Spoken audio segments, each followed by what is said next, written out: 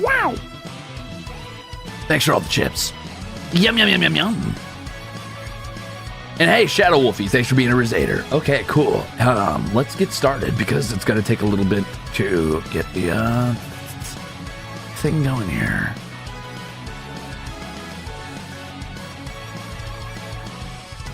I am so ready to be told about Homestuck. Are you? Because I'm not ready to tell. No, I'm just kidding.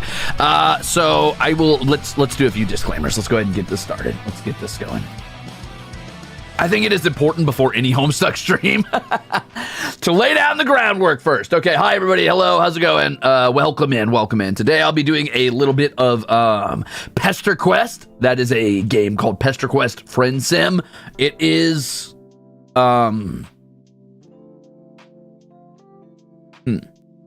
Whoa, fellow leader, thank you for the 20 gifted memberships. Holy shit. You must really love Homestuck. I can respect that.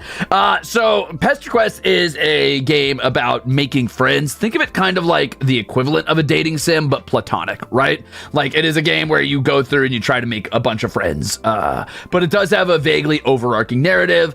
Did anybody go and watch the original, or is anybody here somebody who did not catch the first episode of this? I know it was a few months ago now. We left it sit for a while we waited for Karkat's birthday to be coming up.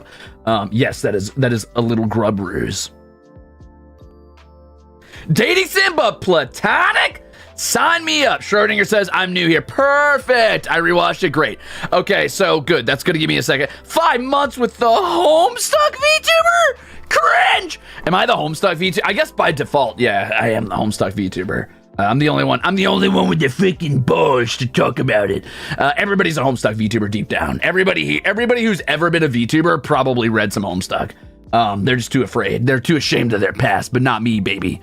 I'm not ashamed of shit, except the things I am ashamed of. So, quickly, I'm gonna go through what Pesterquest is, but before that, obviously, I gotta get my homework out of the way. I gotta say that, hi, I'm Crimzon Rulez. I'm Elysium's greatest monster hunter. I am your least favorite idol, and I am the Homestuck VTuber. So yeah, that's true. As I'm working on a Porum cosplay, brave, very brave. I am Homestuck. Actually, I'm embodying all of Homestuck in my body right now. I'm absorbed all of it. I am the bilious slick of all of Homestuck that's left. I'm creating a brand new Homestuck universe. Yes, you are the Homestuck. Thank you, Layla. So, what is Pesterquest? It is a game that is centered around the webcomic Homestuck. However, it is not canonical. It is strictly what they call beyond canon, which is to say that this is the idea of like an alternate universe where the main characters from Homestuck were not put through the game they were put through. They didn't suffer the traumas they usually suffer. I mean, other than their family traumas, which we'll talk about a little later. And you were playing as some sort of strange being that exists outside of narrative structure and is sort of like an amorphous blob, because obviously every main character from every visual novel ever has to fit being whatever the person playing it is. So quite literally, I am playing as like a white outline chalk guy, I guess, who is like a little bald circle-headed like doodle of a guy. It's like the vague concept of a person and not actually a person, and the characters do acknowledge this. You're welcome, Spiff. You're welcome. And you're welcome for that too, Rakai. You dodged it for years and now you're stuck with it.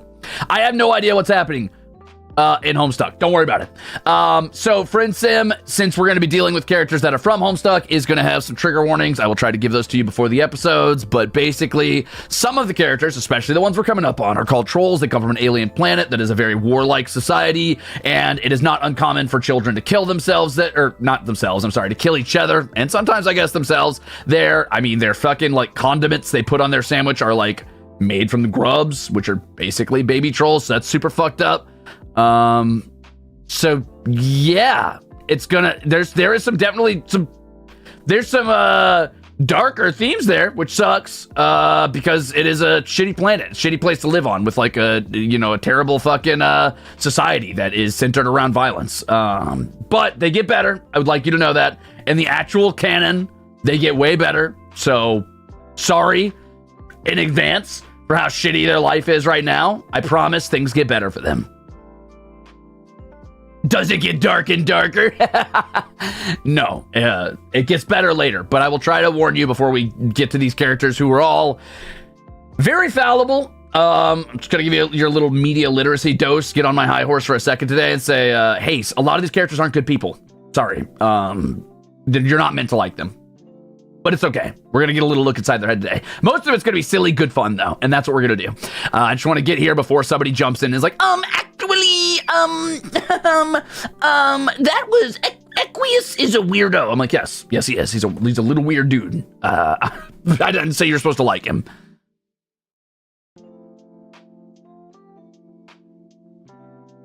A summary of chat described Ruze as a Homestuck-inspired VTuber. I mean, right now, technically, yes. Is this true? All right, cool. We all got our shit set down. Well, Gamzee's a little fuckhead.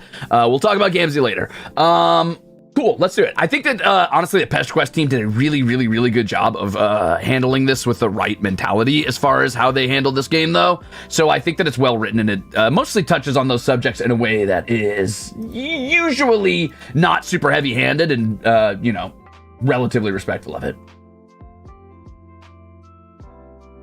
Hey, thanks, Bunny Hugger 410. I always struggle on my Dave Strider voice because I don't know what I want the kid to sound like. I'll figure it out one day. I really go back and forth and back and forth. Bro, are you a teal blood? I am a teal blood. What are you going to do about it? By the way, before we get started, I did want to throw out one little reminder that tomorrow I will be interviewing James Roach. I think there's been a bit of confusion about James Roach. Woo, here we go. Oh, that's not it. Come back here. Come on, you. Come on! There we go. I think there's been a little bit of confusion about James Roach. James Roach is the current director of Homestuck. He is not the writer of Homestuck in its original form. That was Andrew Hussey.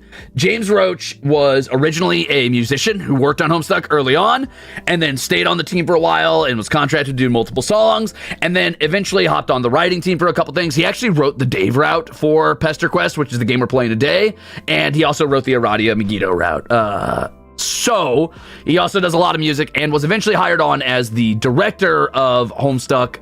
Now that Homestuck, the original comic, is done, he handles everything for like Homestuck 2 and all Homestuck based derivative works, things like Pesterquest, and video games based around Homestuck. Cool? Cool. Also an incredible musician.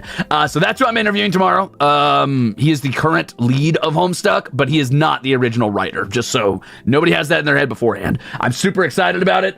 He does great work. I really, really like the writing on Dave's route a lot in Pesterquest. I think it is one of the best characterizations of Dave I've seen. So yay. Damn it, I did it again. That's okay. We'll fix it in a second. There we go.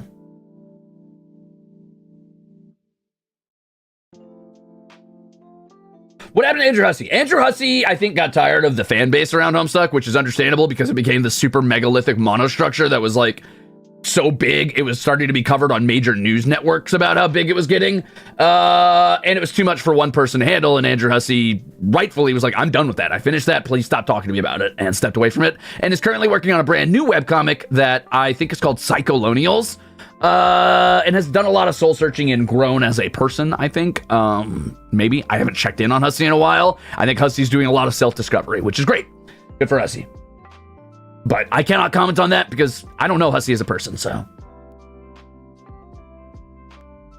Will you ever touch on Psycholonials? It's fully complete. Probably not, because I personally have not consumed it, but maybe if I read it at some point. I'm late, you're right on time. We were just setting up some groundwork. All right, let's do some Pesterquest, shall we? I know I just scared you with a bunch of like stupid bullshit and hopping on my little preachy high horse for a second, but I just want to say that this is mostly just a goofy little game about goofy little guys doing goofy little things. Try to take it with a grain of salt. Yes, it touches on serious topics, but for the most part, it's just goofy. All right, cool, let's do this. Also, we get to meet Karkat today, so that's a big win. Big win, big win.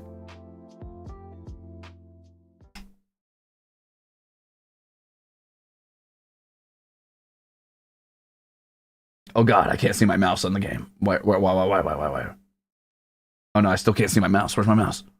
What the? Hold on. Oh, I can't see my mouse. I guess I don't. Of all the games I don't need it for, this is the one. Hold on.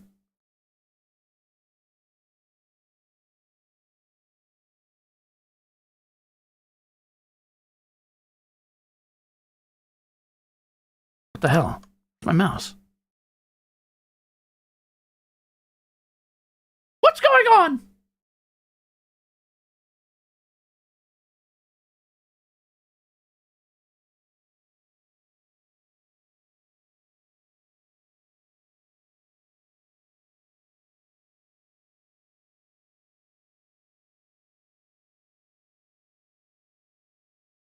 Oh. If you told me 2 months ago I'd be excited about these streams, I would think you're insane. I can't believe you've done this to me. Okay, let's go over to our Karkat route, shall we? Whoa, too loud. Hey, thanks for the delicious soup, by the way, Flapjack Jackson. Yeah, and thank you, by the way, I forgot to say, Dezua, for being a Ruzader. And you're not late, you're right on time. I know I already said that part, but I did not say thanks for the delicious, delicious membership.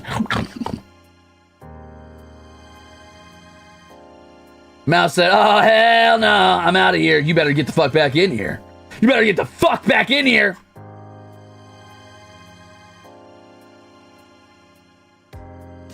I did not fix the mouse, sorry. It's gonna be gone, but that's okay. I don't think I need it for this game. For some reason, my game's not showing up, but it's okay. I'll make it work. Watch this.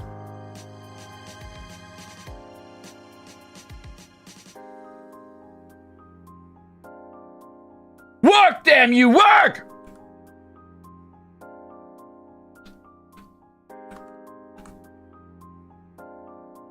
It did not work. I thought I was gonna make it work. Oh, there it goes. Okay, cool. How do I go back? There's a button to go back a page, and now I can't. Wait, right-click's doing the wrong thing. Oh my god, everything's fucked up. Oh, you know what it probably is? Hey, my mouse is working finally. You know what it probably is? It's probably that this is trying to pick up my controller that's connected to the... Hold on, let me unplug my controller. Mayhaps that will fix it. No. Why does Ruze look like he escaped from the second Smurfs movie? Because singing killed my grandma, okay? Okay? That's why. Watch HOMESTUCK. HOMESTUCK's pretty good. That's a pretty good fan project. Bestie, that was Trolls. That's the same movie. Trolls, Smurfs, it's all the same. It's all the same to me. Honk honk. If you guys really come in here and start debating with me about Trolls versus Smurfs, I'm going to tell you that you are worse than a HOMESTUCK.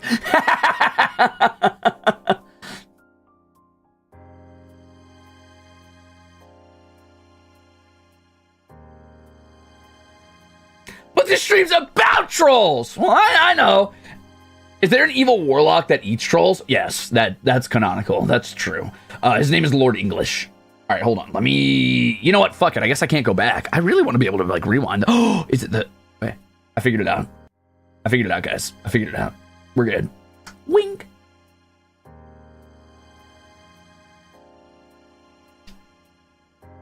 Trolls versus Smurfs stream win. So there's no Smurfs in this universe as far as I know, but there are canonically leprechauns. I'll tell you about those later. All right. Let me get back in it. It's been a while, so I've had to do the narrator thing. How's our audio bounce? How's the music? It's a little loud to me, but I'll tolerate it.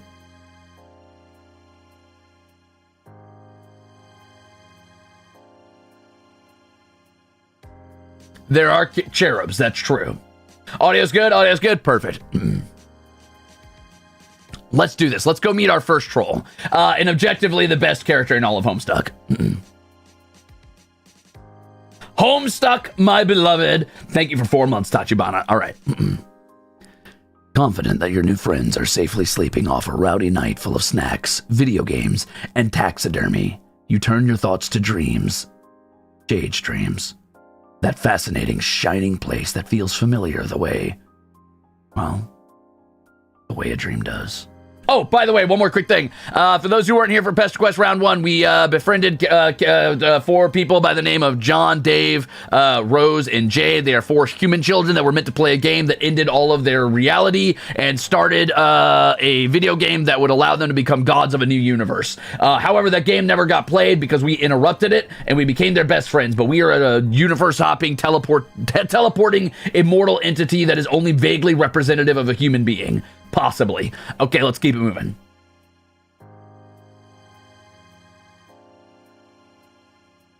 Now we're on the troll's turn. Frostbit feels like the place you should be right now. Sid, thanks for being a Ruzader. You've got a brand new zap sense, and it hasn't failed you so far. It's allowed you to befriend several emotionally volatile teens in precarious home situations. These powers won't let you down. So you zap to that dream world. Turns out you can fly here. Rad. You drift around for a little bit, admiring the glittering towers, waving lazily to all the various dream NPCs until you come upon a dome with an open window. Inside, a troll boy with nubby horns and a silly outfit lies curled up in his dream bed, sleeping soundly. Damn straight, Sid! It took Homestuck to get me to subscribe. The first Pesterquest stream was pretty good, and I would definitely recommend checking it out if you haven't. Hi, Cricket! Aw, he looks so peaceful. You imagine this is a very peaceful troll boy. So I'm going to keep swapping back and forth between narrator and my normal talking voice, and hopefully that'll help you differentiate when I'm talking as the narrator and when I'm talking as me. Ding! Perhaps it should strike you as strange that you immediately know what this alien's race is, but nah, you don't have time for that. Abruptly, the boy vanishes. Oh shit! You follow him without hesitation. Zap. Luckily, your powers seem originated to specific people rather than places. You figure it's because this is a character-driven narrative. You find yourself in a dim respite block. There's a bookshelf and a desk and clothes hung up on pegs on the wall. But instead of a bed, there's a small tub of green goo. Hey, is that Karkat? It's about to be Karkat, yeah. For those of you who are unaware, real quick, the precursor to this game is a game called Hive Swap Friend Sim. Our character actually originally met a bunch of non-canonical trolls, 72 different characters, which, by the way, I did read through for a friend group once on Discord and voice acted all 72 trolls. It was wild. So our character does know what trolls are subconsciously, but his memories were erased. Okay? So he's met trolls before. He vaguely knows the terminology. Let's keep it moving. But these characters are canonical, just in non-canonical situations. I know that's confusing. Here we go. What? The fuck? A gravelly voice tinged with mania crashes over you in a furious wave. You reel back from the onslaught.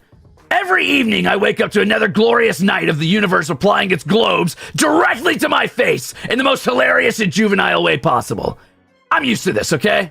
I'm not saying this is anything new. But this is just next fucking level. Your eyes finally adjust enough to see the same troll boy from the dream world. He appears to have fallen asleep at his HOLOSTARS.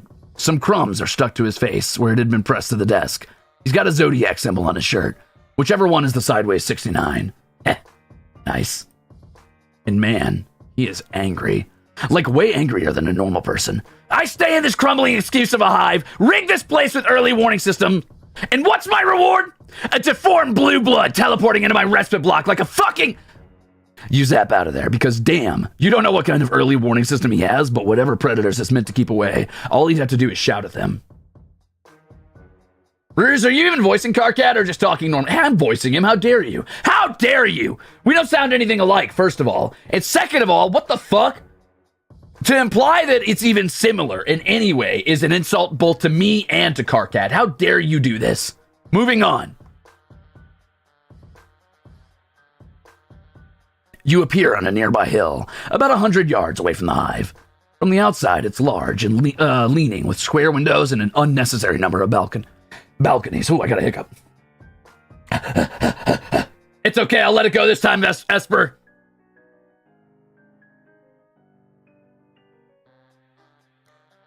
Although, who are you to say what's necessary?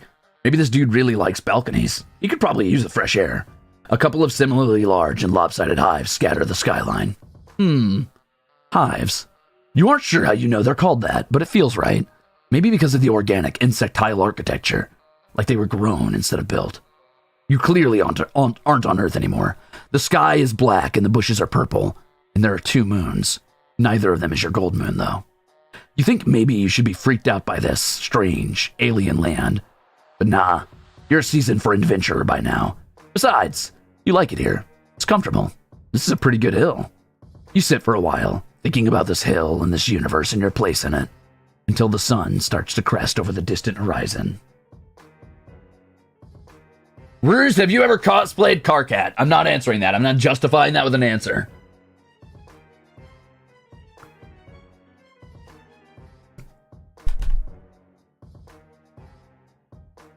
Hey, idiot! The troll boy is leaning out of his front door.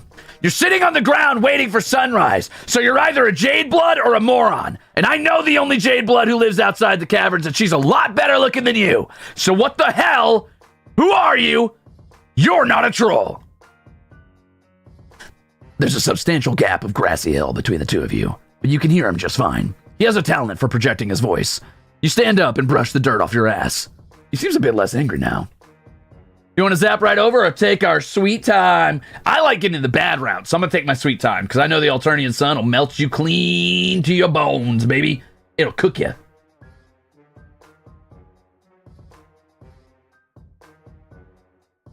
You walk leisurely down the hill. The heat from the rising sun washes over your back, and you speed up. That sun is bad news, you just know it. You start down the hill. Light bleeds further across the horizon, and your pace gets a little less leisurely. The troll boy crosses his arms. His shoulders are rounded in a slouch, like he spends a lot of time making himself smaller. His black painted claws are bitten down. You wave a little awkward hello. He rolls his eyes and grabs you by the arm, grip surprisingly strong. He tugs you underneath the shadowed overhang of a balcony. Wait a minute. Maybe that was the right choice? Let's find out. Let's keep it moving for a minute. Okay, asshole. What were you doing watching me in my dream like some hornless cast-posing pervert? Hey, Ariki, it's 6/12 in Japan. My birthday is 6/12, same as Karkat's. Yippee! Congratulations on such an auspicious birthday. Happy early birthday. Or no, happy current birthday in Japan, Ariki. And thank you for the delicious soup. Hopefully it's a good one. Celebrate by, I don't know, fucking reading Homestuck or something. Celebrate by torturing yourself. I can't even retreat into unconsciousness anymore. Is that it? I won't even slide into the nascent relief of death without an alien stalking me. Did one of my friends put you up to this? Was it Solix? Everybody's favorite pastime. Make Karkat's life even more of a constant, effervescent shit show. You tell him, Karkat, that it's not like that. You don't know anybody named Solix, and you didn't mean to be creepy. You just found him, liked how he looked, and decided to follow him home. Karkat's thick eyebrows creep upward on his face. Okay. You know how that sounds, but you really didn't do it to be weird. You did it for friendship. You crave it like a mineral. Wow, very normal, Mr. Magic. Oh, but you are magic.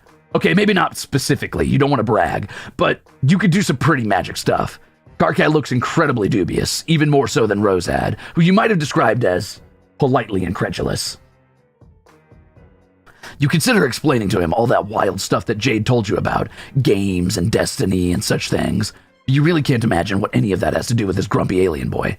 What are the chances? You tell him you can prove it. You can bring him to visit one of his friends. You were so awesome at bringing friends together. You could visit... Solix, was it? Karkat makes a noise like a tea kettle being punched. Hell no! That Nook Fighter would self-immolate if I interrupted his coding. You wonder if that's a euphemism. Maybe Karkat just likes scare quotes. I don't have the energy to grubsit his freaky deformed bulges today. Oh. Okay. Then where does he want to go? Does he have any more friends? I wouldn't call him a friend exactly. More like an endless burden I've been cursed with by the slithering eldritch gods of the outer reaches. If I didn't occasionally check up on him, he'd space out so far he'd hit hard vacuum. How do we do this? You're actually not quite sure. You don't want to backpedal and suggest to this cool, angry troll boy that you don't know what you're doing. Do I just... His hand kind of hovers near yours. Hold on? You could hold hands, but you don't want to be too forward. You could also just hold him under the armpits. You think holding me under the armpits is less weird than holding frond stumps? Yeah. Sort of. Karkat puts an awkward hand on your elbow. Then he frowns and pushes up your sleeve, laying 3 fingers against your bare arm. You good, dude? Yeah, sorry. You're just kind of warm. Thank you. You tell Karkat that he is very warm too. Let's just get this over with. Try to aim for just outside his hive. His missus isn't around and he's usually too stoned to even notice that the roof came down. But I don't want to startle him. Cool. Here goes. You zap somewhere pitch black and immediately blunder right into Karkat. Oh my god! Could you keep it together for a single fucking glance nugget? You aren't in Karkat's hive anymore. You appear to be in the void. Cool. The what? Let go of me! You tell Karkat that he's actually the one still holding on to you. He makes an angry noise through his nostrils and releases you from his clammy grasp. He moves away from you and collides with what sounds like about 17 mops all banging into each other and clattering to the ground. God fucking! Something smashes. Slurry guzzling! A shower of little noises like marbles over hardwood. What even is that? A light finally pops on above you. You appear to be in an alien broom closet with, like, alien cleaning supplies, you guess? One of the bottles just has Clen written on it in permanent marker. You ask Karkat if he meant to transport the two of you into a closet. A bucket rattles as he kicks it. He yelps and jumps backwards onto your foot. What the fuck? Makara, you bottom-feeding asshole! Your personal habits are almost as disgusting as your pan-rotting purple words. Why is your paling equipment mixed in with your scrub poles? Did you figure nobody would notice? Surprise, Nooksucker! I noticed! What in the hell? Karkat breaks off, and after a moment, you realize why. Heavy footsteps shuffle closer. Someone has heard the absolute rumpus tantrum that Karkat's kicking up. Probably Chooksy. Oh, hey, hold up, my brother. I'm hearing something in the scrub cubby. Some squeak beast what's all got itself all trapped. The door creaks open a crack. Karkat grabs your arm again. Oh, fuck! A shadow looms on the wall. Wild hair and tall horns. Oh, fuck me! Karkat squeezes your arm so hard it hurts. Oh, fuck! Oh, fuck! Oh, fuck! The door opens a little wider, and you feel wetness on your arm where Karkat's claws have drawn blood. The door creaks, and you panic. You both crash down to the floor together in Karkat's respite block. Karkat's little horns jab you in the side. What the fuck was that for? Why did you do that? Because Karkat was freaking the fuck out and you were worried the two of you were in danger and there was some menacing asshole saying creepy stuff outside the closet door? That is a complete mischaracterization of the scenario and I'm totally disgusted you even bring that up. It's not a mischaracterization. He was totally losing it. Look, he was clinging on to you so hard he even drew blood. You show him your clawed up arm. Karkat's reaction is immediate and overblown, which you are beginning to gather is not exactly out of character for him. He starts vigorously examining himself. He appears to be checking himself for injuries. No, you insist. He's not the one bleeding, you are. He's so covered up in jeans and sweater that you have no idea how to even get a cut in the first place. Wait. This is your blood? Yeah. What's the big deal? Besides the fact that he totally just scratched the shit out of you. You're willing to let it slide, though, for friendship reasons. You figure this might just be the way he greets people. It's honestly kind of fucked up. Maybe you should just leave. Wait, what? Now you're just gonna zap the fuck out of here like nothing happened? You can't go out there. It isn't safe. Not for people like... Karkat pulls himself warily up to his feet. He's still looking at you like you're a bomb that might go off if he steps wrong. Slowly, he extends his own palm and drags a claw across it. Crimson blood beads up and drips to the floor. It isn't safe for people like us. Clearly, something is happening here, and it's probably a really deep and affecting moment, but you're just not really sure what you're supposed to do. You bleed. He bleeds. Both of you bleed. Sweet. Blood friends. You can fuck with that. How did you get a Cerulean's hoodie? Did you bag yourself a high blood Moirail? Now that you've established that the two of you do indeed both have blood, Karkat appears to have warmed up to you quite a bit. He even offers you something called grub juice, which you're pretty sure is just Coke, except not as sweet. It's almost a little salty. You take tiny, polite sips and then pour it into a dead plant as soon as Karkat turns his back. Yay, blood friends! For those of you confused about what's happening, by the way, I'm going to do a quick sidebar. Karkat Vantis is a member of the troll species. They're aliens whose entire society is based around a very strict caste system based on the blood color you were born with. Karkat was born of mutant blood. He is supposed to be a lime blood, but they're extinct, and his blood has been mutated to be a crimson red, which is the exact same color as humans, conveniently. So he's freaking out because there are no other crimson-blooded trolls in the world, and any mutants should be killed immediately, which is why he's freaking out, because if anybody knew what he was, he would be killed instantaneously. Yay! Ruze, am I cringe? Whenever I see Homestuck content, I'm reminded that my first kiss to my now husband was at a Homestuck fan meetup in cosplay. That's not cringe. That's beautiful. Homestuck brought a ton of good friendships and relationships and shit together. Good for you. It also ended many friendships and relationships. And good for them, too. That's not cringe. That's adorable. Thank you for the soup. I want to go back and get the bad ending, but I'll wait till we hit the next question, because I think that's where there's narrative breaks. Let's keep it moving. You tell him that you aren't actually sure where you got the sweatshirt. You were just wearing it when you woke up. You don't even remember where that was. You just know you were standing in front of John's house, and then you were wearing this hoodie. You knew it was important, but not why it's important.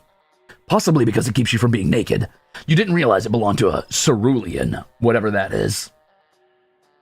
Karkat is looking at you like you aren't making much sense, which is fair, because you really are not making much sense. So, you're a mutant blood with amnesia. That can also teleport. Yep. Oh, and you can time travel too. Don't push it. Karkat sits down at his desk and hits the spacebar on his keyboard. We could probably figure out whose cast sign that is. Well, not us specifically, unless you've got some incredibly unlikely and well-honed HUSTOP skills. You've got no HUSTOP skills, honed or otherwise. Yeah, I'm not fucking surprised. Here, just give me a second. Don't break any of my shit. You take a glance around the room, keeping your arms behind your back so as to make absolutely sure you don't break any of his shit. His room is surprisingly tidy for someone as scattered as Karkat, mostly just weapons and then movie posters. Glad to hear it, Mio.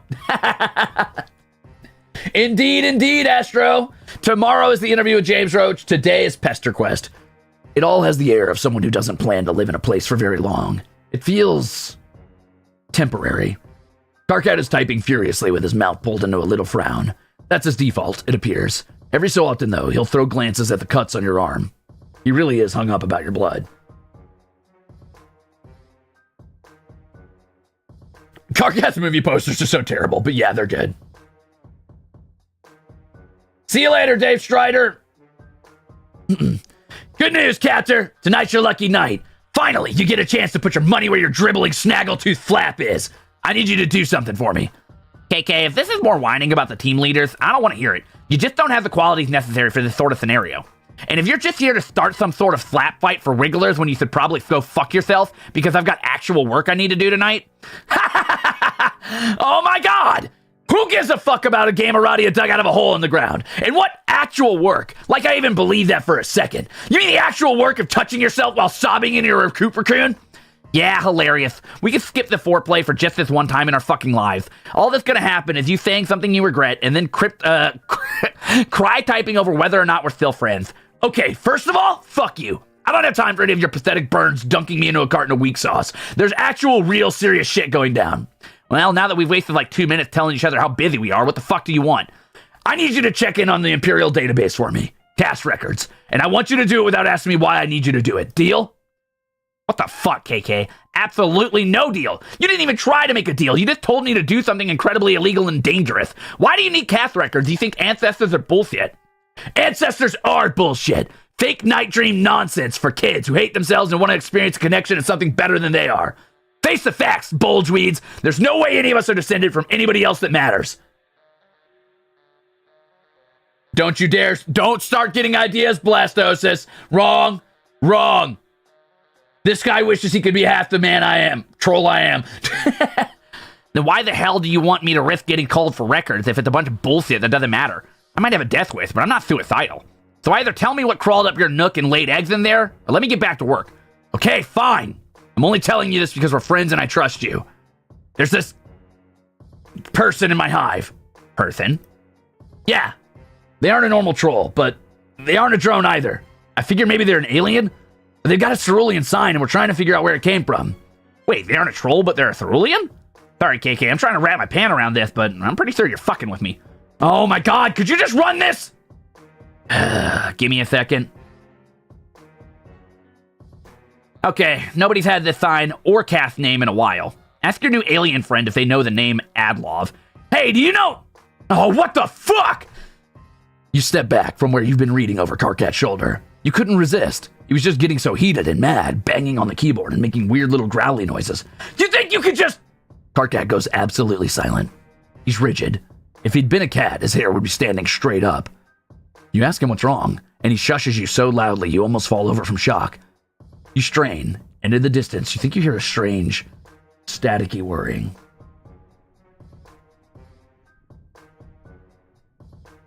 Suddenly, Karkat explodes in emotion, grabbing your arm and pulling you out of his respite block and then down the stairs. In the living room, he tugs a thick black blanket from off the back of the couch and pulls up the rug in the center of the room. Beneath it is a trapdoor. What the hell is... Be quiet! His movements are quick and panicky, but also methodical. His jaw is set and his eyes are hard as he unbolts the trapdoor, gives it a hard yank to loosen it, and then props it open. Beneath it is a rectangular pit in the foundations of the house, the size and shape of a shallow grave. This isn't the first time he's done this. You doubt it's even the 10th. So far, Karkat has struck you as a little bit ridiculous, but now there's something fierce burning in him, something angry and distilled. The sound comes again, closer this time, and you see a hulking armored shadow outside the window, huge and menacing. Karkat yanks you down into the pit with him and wraps the two of you in the blanket. Then he closes the trapdoor and you are plunged into a darkness so absolute it's like you've stopped existing. What the hell is going on? Drone! Karkat's face is squished against your shoulder. The fear in his voice shudders you to your bones. It's just a routine check. We should be fine down here. My Lucis dug this. It hides the temperature. The temperature? Of me. Of us. Of our mutation. You don't understand, but that doesn't stop you from being afraid. And possibly heavy footsteps land on the floor above you. Karkat trembles. God, you have to do something. Cool. Now I know why Karkat's such a neurotic little freak. All right, I'm going to go back real quick, and I'm going to purposely pick the wrong path at the very beginning just to see what it is, and then we'll come back to our little moment there. Oh, I can't go back that far. Never mind. I guess we're just going to have to do it some other time. All right, let's do this.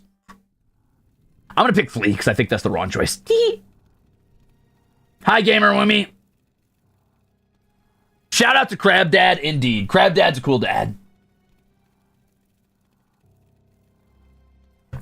Ah, tasty. So you're a pretty tolerant kind of dude. You're generally down for whatever. But lying in a shallow grave while a troll boy digs his nubby little horns into your ribs and a mechanical monster stomps around upstairs, that's kind of a lot, even for you. So you do really the only thing a responsible friend can. Get your friend the fuck out of Dodge. Oh boy, the meeting we didn't know we needed. For those who are confused about what's happening, these are the two human kids that we met in the first episode of this, or at least two of them. Jade and Rose are not here right now, but anyway. It was really cool, Jade, to have us all over. It felt like a birthday present, kind of. Especially since all my other presents got lost in the mail. Actually, the only one that didn't get lost was a little Monsters poster my dad got me. He gave it to me a week early, almost like he knew that something weird was going to happen to the rest of my gifts. Sure, yeah, I'm happy for you, dude. Cool that your dad got your unbelievably crappy shit to you before it got thrown in the literal garbage where frankly it belongs. Why are you wasting any part of our valuable word count babbling about your fucking little monster poster? Who actually cares? I don't know. I just figured some people might want to know about it. Whack. Oh, hey. Dave and John are propped up on the futon, gaming the way only bros can game, i.e., with several bags of chips and a mostly empty 2-liter bottle of Mountain Dew on the couch between them. Yeah, dog, saving room for Jesus and snacks. Oh, hey, Mr. Mailman! You wave hello and try to catch your breath. You're a little unbalanced from the brutal shift between being buried alive to a chill Texas day with just a couple guys being dudes. Wait, how did they even get back from Jade's? Oh, yeah, right. Turns out her dog can teleport. Wild, right? Who knew? I don't think Bet can time travel, though. So don't worry, you aren't going to be out of a job or anything. And I'm probably going to ask you to zap me back to my place before my dad realizes I've been gone this long. I don't think he'd call the cops on you, but I just want to be on the safe side. By the way, who the fuck is that? And is he like, Okay. Oh, yeah. Karkat. He's currently curled up on the ground with the blanket still wrapped around him. He's breathing very heavily and sort of clutching at the carpet. Pathetic! You lean down to make sure he's cool while telling Dave and John that he's an alien from another planet. You figured you'd bring him here since shit got a little too hot back in alien land. Oh. Dope, I guess. Hey, dude. Wait, he's an alien? Like, a real alien? Yeah, John, Jesus Christ, look, he's got little horns. Yeah, I can see that, but come on, aliens? Oh, so this is where you draw the line. Our friend living alone on an island with nothing but a magical dog and taxidermy grandpa who she stuffed herself isn't where you draw it. A teleporting fake mailman in a hoodie who just wants to be bros isn't where you draw it. I guess you have a point. All that stuff just feels so normal now. So I guess in theory you could bring us to visit this alien planet. Maybe. Not that that's anything I'd actually want to do. The place is probably stank as fuck. You never catch me in space. Space ain't the place. Oh, damn. Write that down. You'd love a good Strider freestyle any day of the week, but this isn't Dave's route, so you return your focus back to... Oh, holy fuck, where did he go? Oh, yeah, the little dude just scurried out the door. Probably should have mentioned that. God damn it. You just brought Karkat to Earth, and you've already lost him. Some friend you are. You zap down to the ground floor of the apartment building. Nothing. You zap to the stairwell and look up. Nothing. No little alien boy with a blanket. Shit. Damn it. Remembering the time you met Dave, you zap up onto the roof. You find Karkat standing silhouetted against the turgid Texas sky, shimmers of heat haze making him look strangely artificial.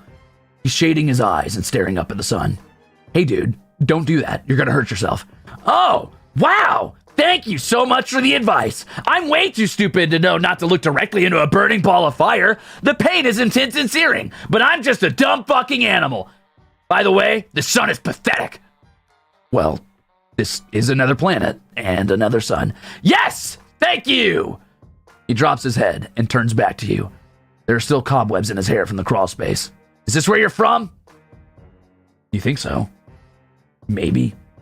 You don't remember very much about yourself, but you seem to know more about Earth than you do about Alternia. You don't remember very much about that place at all.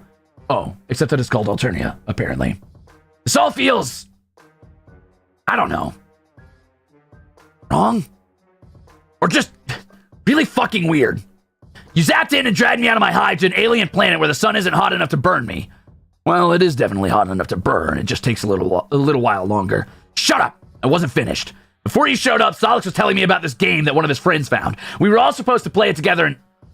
I don't know. Some stuff would have happened. I don't know why it feels like that. Why that matters. I just feel... It's hard to describe. Flattened out.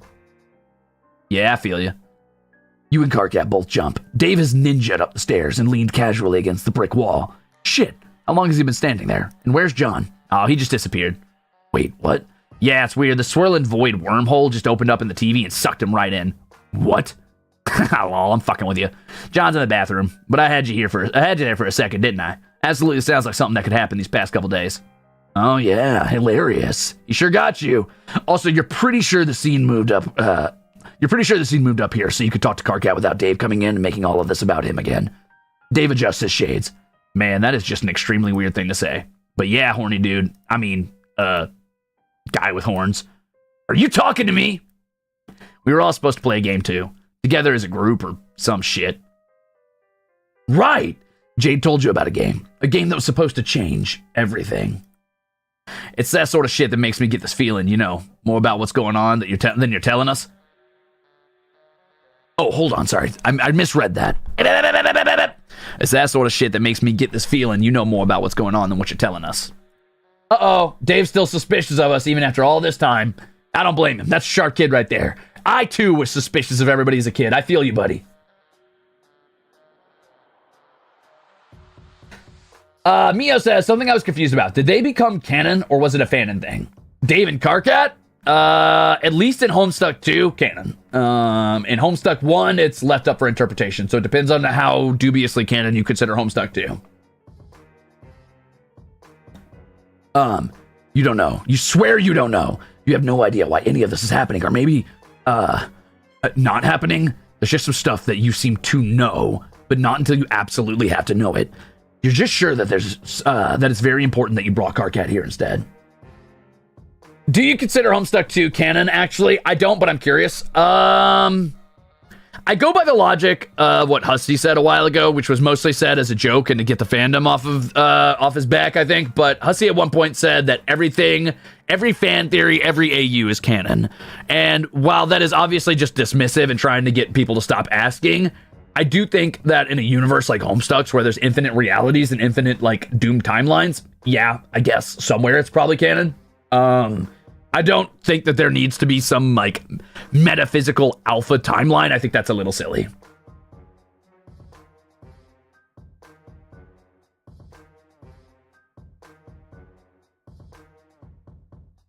Okay.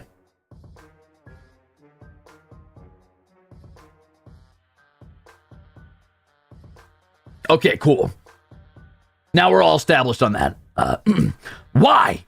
How the fuck do I have anything to do with these hornless freaks? Standing right here, bro. My God.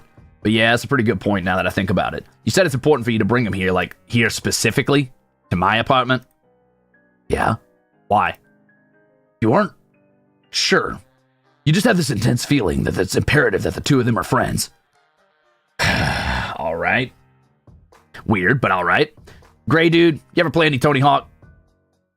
Yeah! Victory, baby! That's that friend hangout.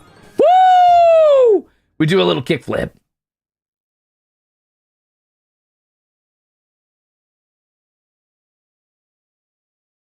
Elusiel says, canonicity stuff when it comes to Homestuck gives me a headache. I see everything after the end as additional material. And I think that's usually how it's described. It's called dubiously canon, which means it could be, could not be. I think that's fair.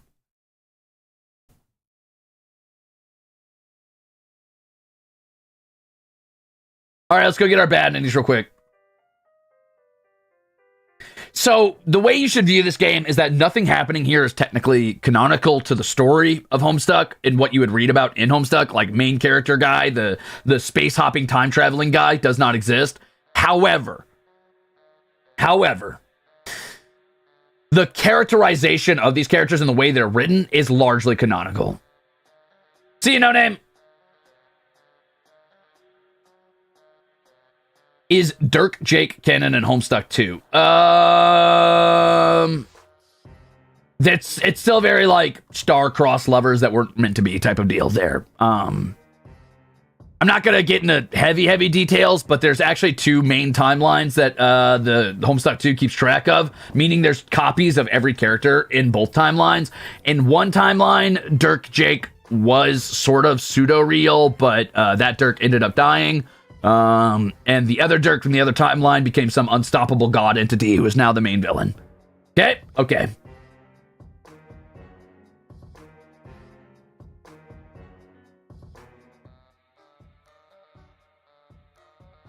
Actually, you're going to see Ultimate Dirk, the unstoppable god Dirk, in this game if we ever make it to the end of this game. Fun fact, that's where I think he makes either his first appearance or close to his first appearance. Adult Dirk is in this game, which is pretty wild, actually. Let me get the bad ending if I can. Try to keep the Homestuck 2 questions for tomorrow, though, since we'll have James Roach on. Oh man, I'm gonna have to go all the way back to the beginning to the bad endings. All right, that's fine. We'll do it ourselves. Fine, I'll do it myself. I love the victory sound in this game. That's beautiful, Mio.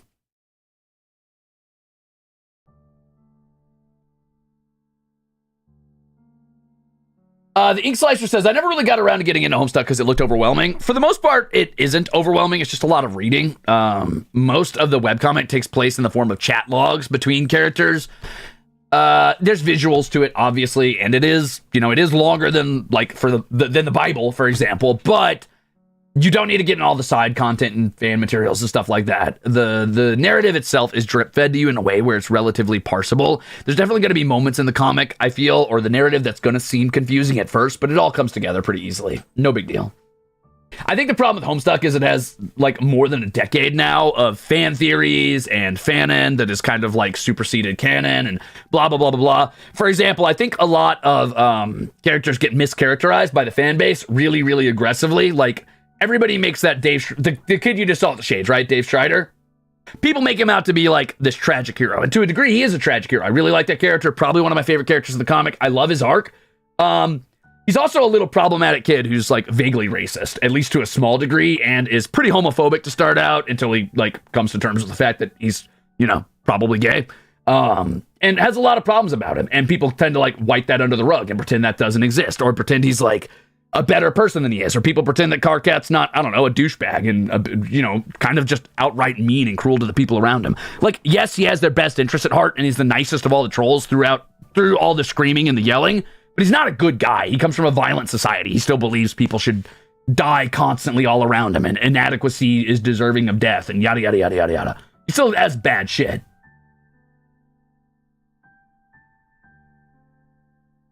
Yeah, it's full of complex characters. The wonders of being written in 2009.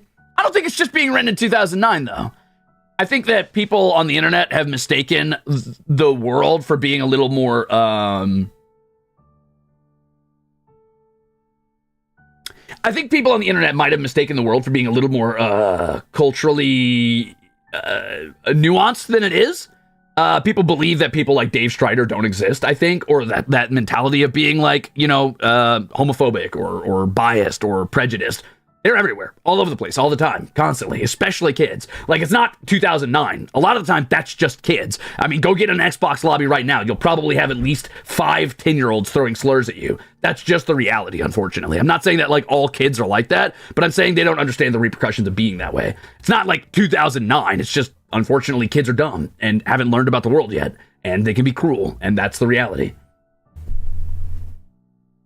I don't think that's like, and I don't think that's a bad thing. I don't think Homestuck suffers for Dave not being the best person. I think if you write your characters as fully realized and fully emotionally mature, especially when they're fucking children, right out the gate is weird and means they have nowhere to go, nowhere to grow, right? Like, they don't have an arc to have. It's like, if David come out the gate as like well-developed a person as he ends, he wouldn't have anywhere to be. It wouldn't matter. Yeah, Dave is the stereotypical edgy 13-year-old white boy. Like, he's the blueprint.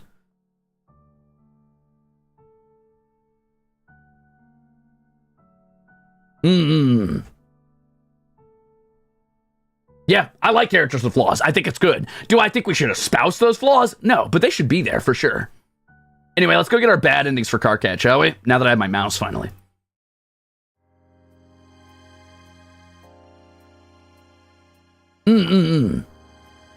No wonder you said it's an isekai. It sure is.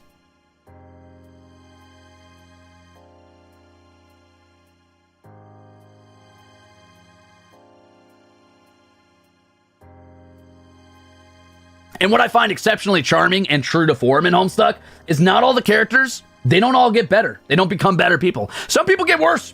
Some people never learn. Some people, unfortunately, their arc ends before they get a satisfying narrative closure, and that is how the real world works, and that sucks. Some characters just pass before they get a chance to like grow or be better people, and some people get worse and then pass, or get worse and never really get the punishment they deserve.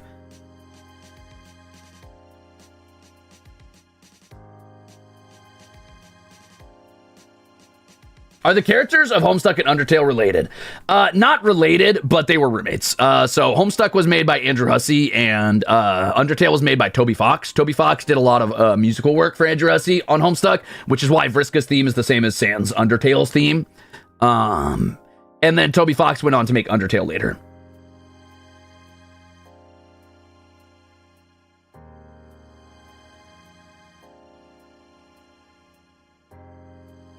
Some people are just Vriska, and some people are Vriska apologists, and they're wrong. I will say that my least favorite thing in Homestuck, narratively, as far... Oh, hey, Moonsher, wow, thanks for being a jackaxe. As far as Homestuck goes, the biggest mistake, I think, in the narrative was bringing Vriska back. I think her dying was perfect closure for her arc and Terezi's arc with her, and I think it was the most poignant ending she was going to get, and bringing her back was a bad move. But that doesn't mean it's a bad story. It just means it didn't do what I think it would have... What I think would have been better narratively. Good take, Parotech, and thank you for the soup. Yeah, Char Aznable, who I have not had a chance to watch all of Gundam, so I don't know too much about him, but he does seem like a flawed character who doesn't necessarily ever get that much better, but he does have redeeming qualities, which is interesting.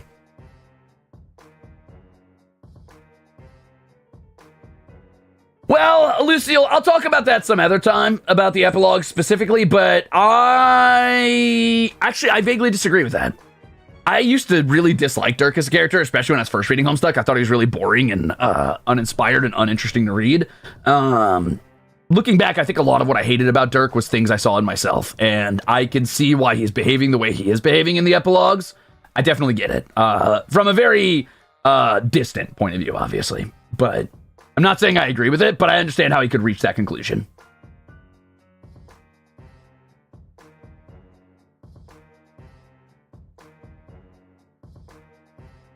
I did not. Oh, I did hear about that, actually, Chaotic Mini. I did hear about that. Yeah. Hi, Roy. Thanks.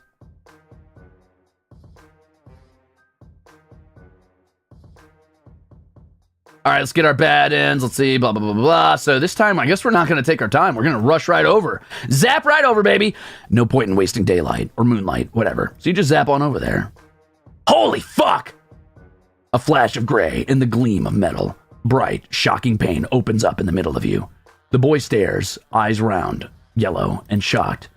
Your laugh comes out. Wet. Why are you laughing? You don't know what else to do. You press a hand to the wound in your stomach, trying to hold the blood in with sheer willpower. You tell him you were just trying to save a little time. What? The boy stares down at the weapon in his hand. A viciously hooked blade that he'd pulled seemingly out of nowhere. A scythe? No. A sickle. Is this kid a communist? Did communists actually use sickles, or were they just sickle-themed? There's so many communist facts that you just don't know. The boy continues to stare at his sickle. Then he stares at your fingers. He looks back and forth. His sickle.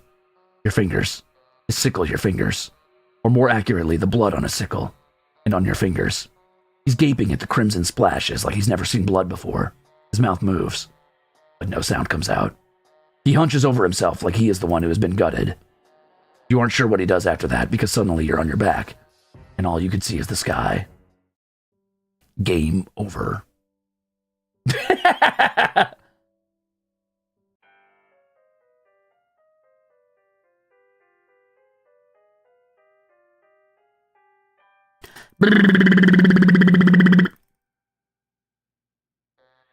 Yeah, we died.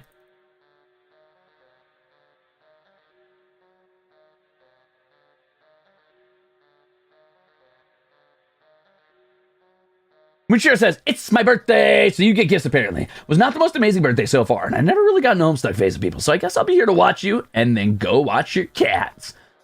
Okay, fair. All right, Munshiro, first of all, happy birthday. Thanks for the soup. Second of all, if it hasn't been a good birthday yet, I have a suggestion for you. Stop watching me. Go out and just get yourself something nice. Treat yourself. Maybe go out to a little arcade or go grab yourself something tasty at a little supermarket or something. Then come back and treat yourself to watching some mindless content and eating something tasty. Maybe get yourself a little cake. And if you're not in a position to do all that, I don't know. Make yourself a little peanut butter and jelly and chill out. Happy birthday! I can't believe I accidentally picked all the good ends. I kept trying to pick the bad ones. I guess we're going to wait and hide in here then, and then get found out and probably get Karkat killed. Wait it out, baby. We'll be fine. Karkat mutters it to himself again and again. We'll be fine. We'll be fine. This always works. There's no reason to... A rusty, grating screech as the trapdoor is wrenched off its hinges. Light pours in. Two giant metal hands reach into the hole and pluck the both of you out. Karkat wriggles and bites like a cat trying to get free. You don't have the chance. The drone tosses you bodily out of the way. Your head hits the wall and everything goes a little strange and streaky after that. When you come back to yourself, you're outside in the blazing morning heat, with Karkat crouched over you. Did the two of you escape? Yeah! His voice is hollow. There's crimson blood smeared on his sweater and up to his chin, and you realize it must have come from the reopened cuts on your arm. Karkat must have carried you out of the hive. A hive. Behind you, Karkat's house is in flames. The heat of the fire combines with the heat of the sun until it feels like the two of you are standing on the edge of hell. Oh my god. Did the drone do that? No. My Lucis did. I told you. I have early warning systems. He gave me a chance to get out before triggering it. Is he okay? Karkat gives you a look of utter disgust. He gestures toward the burning hive. I very much fucking doubt it. Okay, but the drone is dead, right? So he's safe. Karkat releases a creaky, wheezing sound that it takes you a second to realize is supposed to be a laugh. God, you really are an alien. Where are you even from? Sounds so relaxing.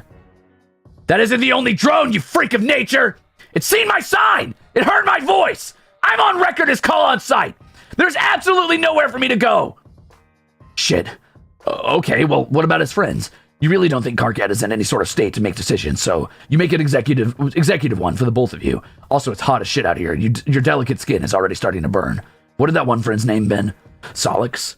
You take Karkat's hand because the two of you are beyond holding each other onto the armpits at this point. You appear in a residential street in the city. And for a second, you think you must have traveled in time as well, since it's night again apparently. But then you look up and see the strange purple-blue glimmer in the sky. It's still day, but there's some sort of atmospheric shield between the killer sun and this city. You wonder why there isn't one over where Karkat lives. Maybe it's too far out in the sticks. Karkat yanks his hand out of yours. He's still holding the blanket he had wrapped the two of you in, staring around him in nervous little ticks. He looks even more scared than he had been back in his bedroom. Clearly, he doesn't get out much. Fuck! A low chime rings out through the empty street. Karkat pulls his paw musk out of his pocket and looks at it like he can't remember what it is. Like everything normal has been wiped away, and all that remains is the frozen horror in his eyes. KK, what the fuck? I just saw your name come up on the feeds. What did you do, you fucking idiot? You're gonna be a threat executioner. You can't just start throwing up on Colith. I didn't do anything! Solix, there's some stuff about me you don't know. KK, what the hell? Okay, well, first of all, I'm right outside your hive stem. What? What are you talking about? Is this the mutant stuff? Who gives a shit about that? TV knows too. She says she can taste your blood color through the screen, which is all kinds of freaky. How does that even work? The screens aren't scratch to sniff. How the fuck? It doesn't matter. Wow, I actually do not give a crap about any of Terezi's cackling bullshit right now. Everything is fucked forever. As if in agreement, a familiar crackling whir starts up somewhere close by. You and Karkat look at each other in almost comedic distress. I have to go! Just come up here, okay? We'll figure this shit out. No! Absolutely fucking not! Oh my god! You utter imbecile! You think your little pan sparks could do anything against a culling drone? I know you have a death wish, but I'm not gonna assist you in a hysterical shit-fit sewer slide. You don't know anything about me or my death wish, KK. Come upstairs! No! Don't make me tell you how much I hate you. Karkat throws his paw musk at the pavement, shattering the screen. Tears drip off his jaw in blurry streaks of red. Get me out of here! Don't you dare ask me what's wrong! You don't. You get him out of there. To all over. Locale to locale. You take a grand tour of Alternia, a place you shouldn't know the name of, but you do. And everywhere you go, you hear that telltale grating whir. Karkat was right. Wherever he goes, the drones follow. After a certain point, it just becomes routine. You teleport to a random location, and the two of you just sort of loaf around until you hear the sound in the distance. By the time the sun starts to set, you're both exhausted and must have zapped all over the planet. You find yourself back on the grassy fields, most likely somewhere near Karkat's demolished hive. Smoke hangs fetid in the evening air. Karkat's eyes are dull, his hair a tangled mass of curls so thick they look like twisted wire. I figured out why the fucking thing didn't work. What thing? He shakes the blanket, which he'd been holding on to all day. The last remnant of what is most likely, by now, just a smoking wreck. With 2 mutants in there. We were too warm.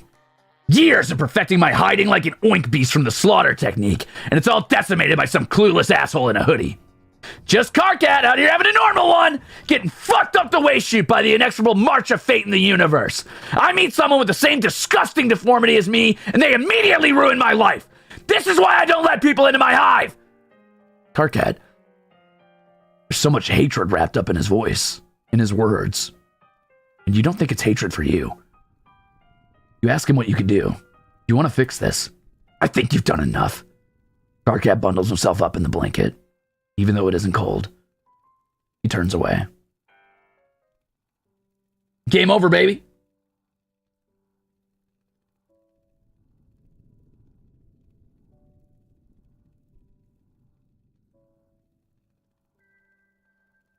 Anyway, I think he dies in that one. In that timeline, I'm assuming he gets probably pretty fucked up. He does look like his Jesus ancestor, doesn't he? A little, I think that's a little reference, maybe. All right, that's Karkat's whole route, gamers. Next is Kanaya, and then if I really push it, we might be able to make it through Gamzee and Vriska today. Maybe. It's a shame they front-loaded so many good trolls up in the beginning. Wait, so he's not cat-themed? No, he's not a cat-themed car, I'm sorry. Sorry, Hausa.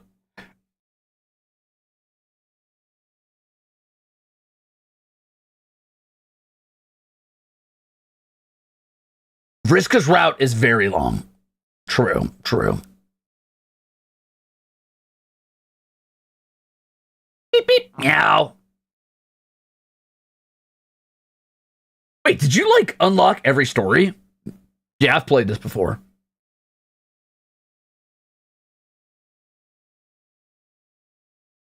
There is a cat-themed troll, it's true. Happy Pride Month, specifically to Kanaya, apparently.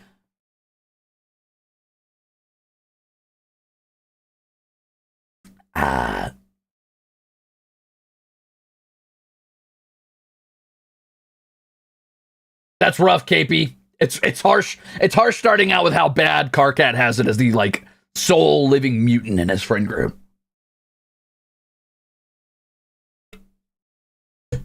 That's okay. Kanaya's a freak too in a totally different way, but we'll figure it out. Let's go. She's a vampire. No, I'm just kidding. She's not a vampire yet. She's not a vampire yet. Anyway. You're learning more about yourself every day. For example, while you already knew that friendship was everything, you are now realizing that staying with your friends is not a priority.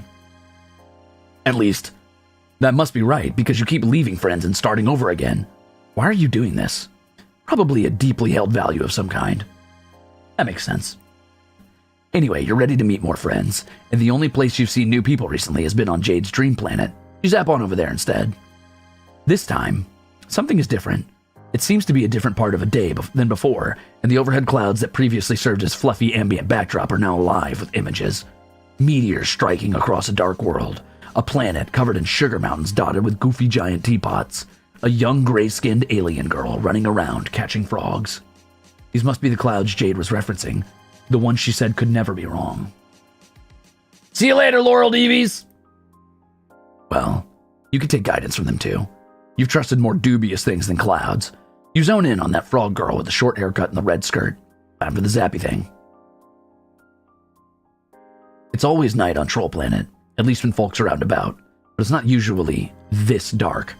You confidently head out to start exploring your surroundings and immediately run into a wall face first. Okay. You're getting your bearings now. You've ended up in some kind of closet. You refrain from making a hackneyed joke about it. They probably don't even have that cultural metaphor on this planet. And the noise you made elicited an answering yelp of surprise in the room outside. You hear footsteps approaching you, and then someone yanks the door open. Hello? Dude, Kanaya's theme is so fucking good. God damn. God damn.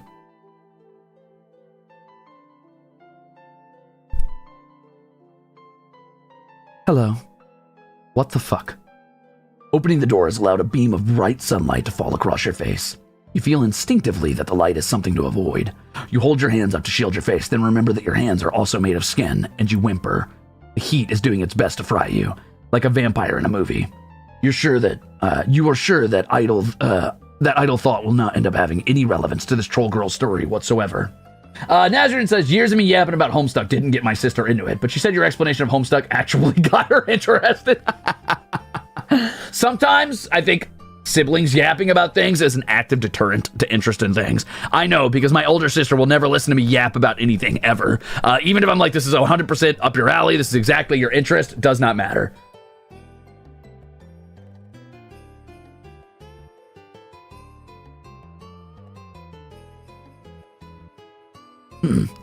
What are you? Did you just wander in here like... What? Something like that, you tell her, cringing away from the light. You get the feeling that this girl is not gonna fall for the old mailman gambit. Male troll? You tell her you know one of her other friends. Who? Wait. Is it Karkat? Yes! I knew it. He makes friends with all kinds. Well, I obviously can't kick you out right now. You don't seem to be able to handle the sun, so I guess you better stick around until at least nighttime. You could easily zap to nighttime, but this is giving you an in, so instead, you agree. No problem. You can just hang out in this closet. It's fine. It's a lovely closet. I know we just met, but you were being kind of weird. You hope it's the kind of weird that's eventually going to become charming. You don't say that, though. You just think it. You know the barrier between your words and thoughts is ambiguous at best, but for real, you just think it this time. Anyway, you have no obligation to skulk around in my wardrobe-defying assets chamber. I have a solution. Pulling the shades? Maybe. No. Why would I deprive my plants of life giving sunlight for a fragile-skinned creature I've never met before? It is another solution. A minute later, you were dressed in a floor-length gown of emerald velvet with long sleeves, a high neckline, and a dramatic hood to pull over your head. The dress does nothing for the heat, but it effectively shields you from the sunlight. Damn, we're looking good. She just wanted an excuse to put her dresses on somebody. She wanted an excuse to use her sewing. There you go. All swaddled up like a baby, you joke. The troll just gives you a level look.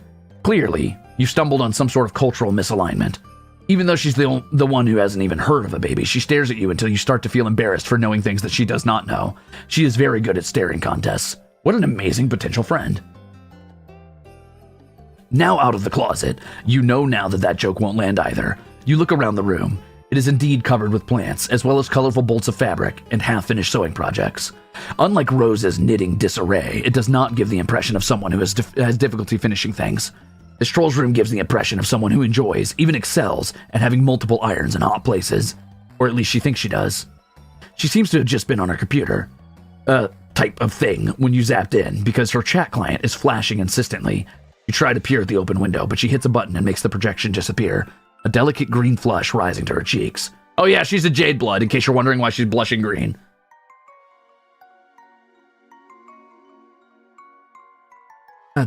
No need to look at that. Guiltily, you remember spying on Rose. When she called you out, you thought for a second that your chances of being her friend had run out. Like if there was a universe where you'd become her friend, and one where you didn't, you'd stumbled clumsily into the wrong one. The bad one, if you will. But luckily, everything turned out fine. Maybe you could get away with it again. Plus, this troll doesn't even know about your powers yet. Not like Rose did. She would have no reason to suspect you. Do we try the troll's communications or nah? HOLOSTARS! But with a Z. Nah, no! I'm gonna spy. Why am I gonna spy? Because I think that's the bad ending. If you spy, maybe she'll give you lipstick. Oh, yeah. Lipstick. Sure.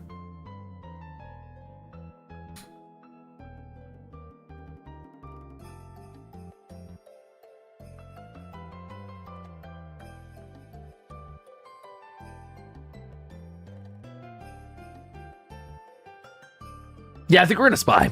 Oh, for those of you who are confused, what do you mean by that? Every person in this universe has a weapon allocation because the universe runs on video game mechanics even before they get into their video game. For example, John accidentally picks up a hammer at his house at some point and puts that into his Strife Specimen, which is your weapon deck, and he gets locked into hammer kind, so he can't use any other weapons but his little fucking hammer, which he does eventually upgrade to a warhammer. But Kanaya uses lipstick kind, which is actually a tube of lipstick that transforms into a chainsaw. Definitely not through magic, definitely technology.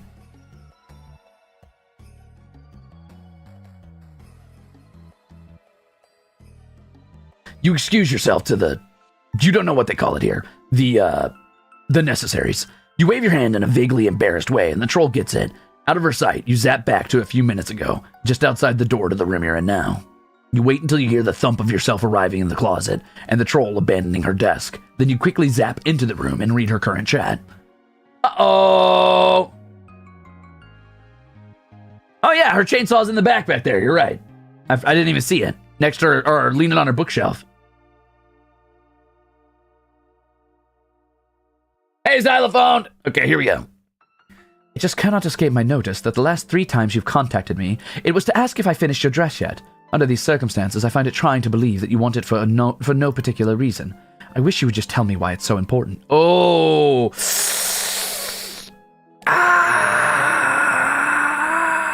this part of her life. This is rough. I don't know if the narrative gives context for this, so I'm not going to give it yet, but I'll tell you later if it doesn't, okay? Anyway, let's keep going, shall we? Of course you do. Fuzzy Fangs always has to have a reason for everything. Maybe I just want a present from my Moirail. Did you think of that?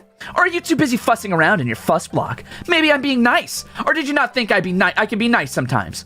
I know you can be, when you want. Sort of. Are we Moirails again now then? Yesterday you said defining our relationship was something only lame dorks would do. Yeah, and my Moirail is a super lame dork. That's you, Fangface. It's just that I can't help but to notice that I'm your Moirail again right now, when you want something from me. You notice a lot, don't you? Always noticing things. I bet you'd be shocked to know how much you don't see. You don't even know half of what I have going on. If I have ever pretended to know what is going on with you, please allow me to apologize for such a gross misrepresentation of my reality. Whatever! Can you just tell me if you finished it yet? Hello? Kanaya? AG is Arachnid's grip, or Vriska in this case. The log ends there. You zap back before Pastiu is done changing into the dress and re-enter the room. The troll Kanaya is back at her lunchbox computer, typing furiously. Damn, what a sassy, that's a good fucking face. I want to do that face. Hold on. Damn it. Oh, I'll get there. That's a good face. You have to handle this situation delicately. She can't know that you were spying on her. Since you've already said that you know Karkat, you hedge your bets on all of them sharing the same friend group. You ask her carefully if she happens to know your other friend as well. Arachnid's grip. The little green flush darkens Kanaya's cheeks again. She bites her lip, showing one kind of adorable fang. Yes, I know her. Why?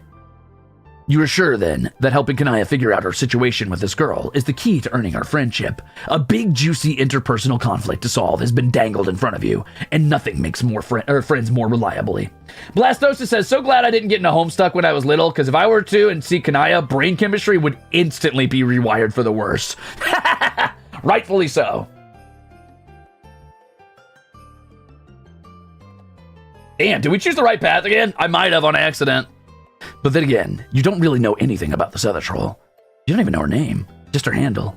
Can you really be of use to Kanaya? Especially when your knowledge of the girl is based on a foundation of lies? Is this the right way to go? I guess we did do the right thing. All right, let's back up and go back and do the wrong thing real quick. Do not spy on her communications. Here we go! My -1 luck means that if I try to get the wrong choice, I'll always get the right choice.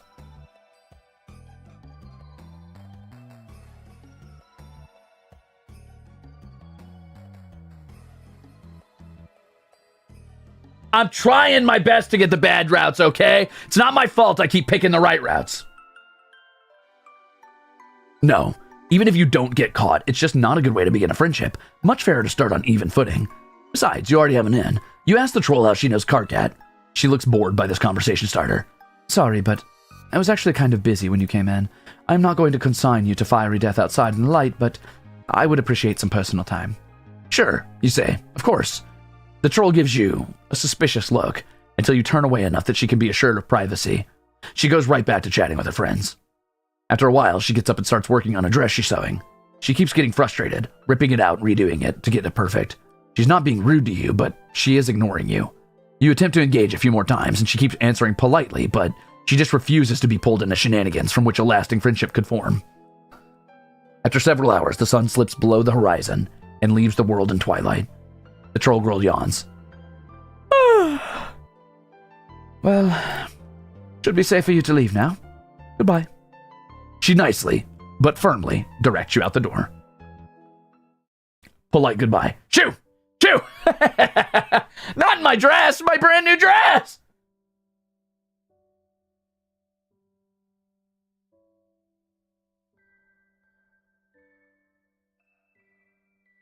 Well, it doesn't say bad ending, it just says polite goodbye.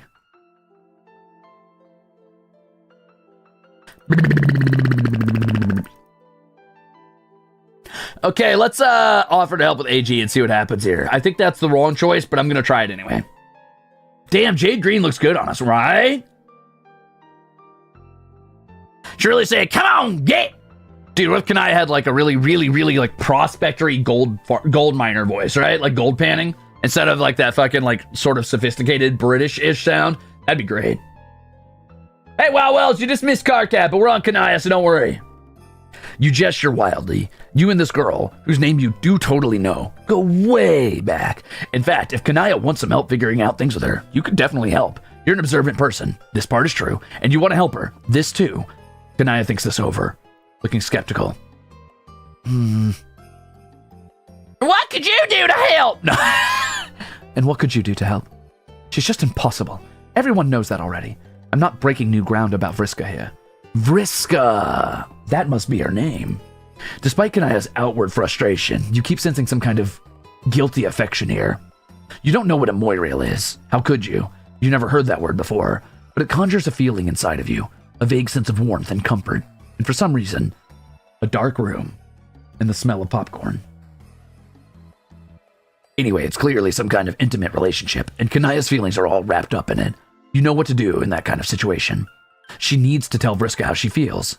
You expect Kanaya to brush this off. She hasn't exactly been Miss Emotional Openness so far, and she looks like she's about to, but then she wavers. To your surprise, she lets out a heavy sigh, her shoulders slumping. What would be the point? She's not even into the relationships we have now. There's no way she'd want to take it to a more Crimzon direction. Crimzon? Oh, back up. That's not what... Oh, that is not what my title is about. My title's about blood. But all right. Clearly, these feelings have worn her down so much. Her spiky defenses are weakened. You don't want to cheer on someone's vulnerabilities, but... Well, it's hard to forge a friendship without them. You ask if she's sure about that. Well, no. I can't even tell if she's sincere. She makes serious things into jokes and jokes into big dramas. I thought she started calling me her moirail as a joke, but she told everyone else about it too. She didn't even ask me what I wanted, and now I don't know how to talk to her about it. Every conversation we have gets so antagonistic, but I'm not interested in that quadrant with her. Sometimes it feels like our relationship is just an aggregation of shallow and insincere hostilities. Despite the unfamiliar alien words, this teen's romantic flailing is common among all species. You nod sympathetically, but, you point out, Kanaya isn't happy right now. So what would she have to lose if she pressed the issue? Kanaya gives you that even, scathing gaze again. And what is your personal interest in my quadrants? Karkat's friend. Oops, you pushed it too far. All your recent successes have made you cocky. You revert to barefaced honesty and tell her that you want to get to know her better. I have plenty of friends already, and I don't even like some of them. But I will think about your unsolicited and unwelcome advice. Advice from a stranger whose presence you are tolerating solely to not be responsible for the death of an innocent is well known to be the best kind of advice. Oh! That's about the best you can ask of her. You shut up and sit quietly while Kanaya goes back to her activities, sewing and tending to her plants with a big chainsaw she seems to have pulled out of nowhere. Finally, she huffs a sigh and throws the chainsaw down on the floor. It disappears again, but a little gold tube rolls away from where it landed. Kanaya stalks back to her magic computer lunchbox. She is emanating such a determined air that you don't dare to address her. Maybe she's forgotten about you. If so, it's to your advantage because Kanaya's setup projects her projects her windows in a very visible way, and she did not tell you to not look this time. Uh-oh. Grim Auxiliatrix began trolling Arachnid's grip. You know how you basically refuse to be straightforward with me? You know how you and I use this metaphor with full consciousness of its on-the-nose nature, always weave a web of intricate emotional misdirection, and basically act in the most infuriating way possible. What? Slow down, what are you talking about? Why did you start calling me your moirail? Was it because you actually had those feelings for me, or did it suit your purpose somehow? What if I started calling you my matesprit? Would that make it reality? Is that how it works? You just say things and assume they will happen, like you said, instead of talking about it with the other person involved? That time I meant you in an abstract and general sense, not specifically you. Wait, are you saying you want to be matesprits? You know I'm one of the few of us who still likes you. You know everyone wonders why I still talk to you at all, and sometimes I do too. After everything you've done, I think in this situation the evidence for strong concupiscent feelings on my part is compelling. I do not think our so-called moral allegiance is satisfying enough to account for my continued attachment to you. Any outside observer could perceive as much. Wow! I think there was a confession somewhere buried under all that insulting language. You know what, Miss Meanie Fangs? Let's do it. Let's be matesprits. Do not mock me. I'm not. Jeez. Do you see how unfair you're being? Vriska, be more straightforward. Vriska, talk clearly about your feelings. Define our relationship. And then when I do it, this is what I get? Let's flip red. Why not? Wait. Really? Yeah. Kanaya slams the lunchbox shut and turns to you. She's even more flustered than she was before. You can't even tell if she's freaking out or thrilled. Maybe she doesn't know. Listen, I have to go somewhere. You can let yourself out, right? Do not steal anything from me. You open your mouth, about to suggest that you could teleport her where she needs to go, but she rushes past you and then down the stairs. And then she's gone. Dang. You've been getting really good mileage lately out of being the person to unite distant friends. Lousy goddamn stupid independent action. You get the feeling that following her wouldn't go over well either. Kanaya probably needs some privacy right now. A lesser friendship aspirant might give up at this point, but your unique skills have honed in on one thing. This relationship is happening because of your advice. Surely, once things settle down, Kanaya will remember this and turn to you, ready to embrace you and rain down thanks and praise for all of your good works. You're not about to wait around for it here. You zap ahead a couple days. No Kanaya. Nothing in the room indicates that Kanaya has even been back here yet. You try a couple days more. Still no Kanaya. You zap again. Now you're a week out, and the brown edges on some of the leaves suggest that Kanaya has been at her new girlfriend's house this entire time. You're about to give up when you hear a door slam downstairs. Oh no, she's so sad. No! Kanaya storms up the winding staircase, stopping dead when she sees you. Oh, great. Just what I need. Someone I don't know here in a delicate emotional time to witness my compromised state. Whenever I am on the precipice of romantic disaster, I always think to myself, I wish a deformed stranger was in my house refusing to leave, just to bear witness to my inelegant suffering. Okay. Wow, that was harsh. You're beginning to think your strategy is not going to pan out. Never one to be deterred easily, you cautiously ask her if she wants to talk about it. She puts her face in her hands. You know what? You're probably the only person who thought this was remotely a good idea, and therefore probably the only one I can complain to. Everyone else saw this coming, I'm sure. As outcomes go, this one was not particularly stealthy. When she looks up, she doesn't look angry more. Just upset. Oh no. Oh god. She has such good faces, dude. I do not know why I thought that in becoming my mate sprite, she would somehow start acting differently than the way she always has. Relationships are hard. Relationships are hard and nobody understands. Well, no. I mean, they're a very common form of social interaction. I think most people, especially past the age when their genetic contribution is legally required, understand or face certain culling. Okay. Never mind that. You were trying to do a thing and it clearly didn't work. So, things didn't work out with Vriska. You could say that. At first, it was everything I wanted. She's right, you know. She can be nice sometimes. But then she just started ordering me around. Like I had to do what she said just because I was her mate sprite. Like maybe the reason she agreed in the first place was because she wanted the leverage. You know she's upset, but she isn't getting visibly emotional. Instead, as she talks, her eyes narrow and her voice grows icy with anger. She grows very still, her muscles held taut, and she kept trying to use me to get back in with our friends who sensibly had already dropped her, like Karkat and Terezi. Although I can't believe I still have any cash with them after so obviously taking leave of my senses enough to date her. Even Terezi wasn't stupid enough for that. It felt like she just wanted me to like her so she could exploit me. Maybe because she doesn't have enough other friends, so she had to get the most out of me. Her voice is trembling with anger now. Jeez. That's rough. Honestly, it sounds to you like Kanaya dodged a bullet. When you first saw that Kanaya had a crush on this girl, you kind of assumed that someone as composed and rational as Kanaya would be drawn to someone who would compliment her well. But you just watched her walk into a train wreck. Well, technically you encouraged her to. It's probably good that she broke up with Vriska. I didn't. Oh. Well. But you're right. She stalks over to her hut stop and throws the top open so violently it nearly breaks. She opens a window and starts typing. Her claws hit the keys so hard that one of them pops off and flies toward the ground. Grim Auxiliatrix began trolling Arachnid's grip. You know what, Vriska? I didn't just want to date you. I wanted you to feel the same things I felt and treat me like a mate sprite. And whatever this isn't what I wanted. Excuse me? What are you saying? But Kanaya slams the screen down and turns away. Then she puts her hands over her face again and bursts into a tear. Oh no! That's rough, buddy. That's rough, buddy. You can't help but feel a little awkward. There. Kanaya glares at you. You know this is your fault, right? I do not think you have shown yourself to be competent enough in this area to try to fix things now. Can you please just leave me alone? Yeah, you're probably not going to be able to turn this around. Leaving probably is the best thing you can do for Kanaya now. You nod sadly and zap the fuck out of there. Ah, you didn't help! Oh.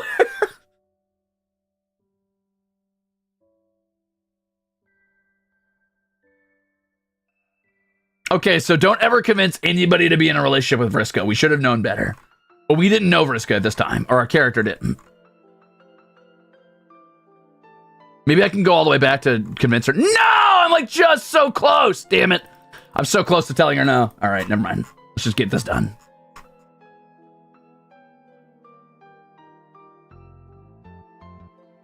We got to get one more bad round.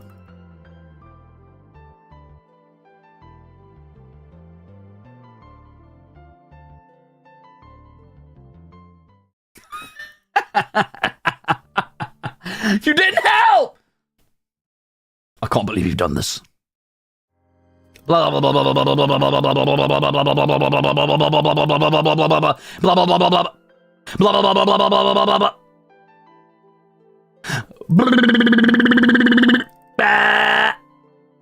I'm gonna back off. Oh, right. Sorry, we gotta get the last good ending. We gotta get the good ending, not the bad ending. We've already got all the bad endings. No reason, you say. Just curious. Kanaya gives you a suspicious look. Okay.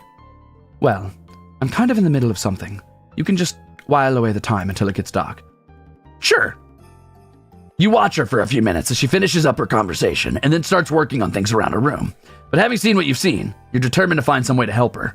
If you can't fix her interpersonal problems, maybe you could figure out something else she'd enjoy. Filled with investigative spirit, you start to gather evidence. Snoop. You start to snoop. Spying got you this far. Spying's great. You riffle through Kanaya's shelf. She has a number of sewing pattern books, which you assume must have some kind of whimsically gruesome twist congruent with the rest of the world building on this planet, but pretty much just look like sewing pattern books. It's rifle like a gun. Huh. So there's no pronunciation difference whether it's rifling through someone's stuff or holding a rifle, huh? Interesting. At least no one dies in these endings. Yeah, I kind of miss how much you died in the other game. That was funny. There is one thing on the shelf in your own language. It's not a book, but a stack of printed out pages bound together in a distinctly homemade way. It says Esper Beta Walkthrough at the top and is covered with familiar erudite prose.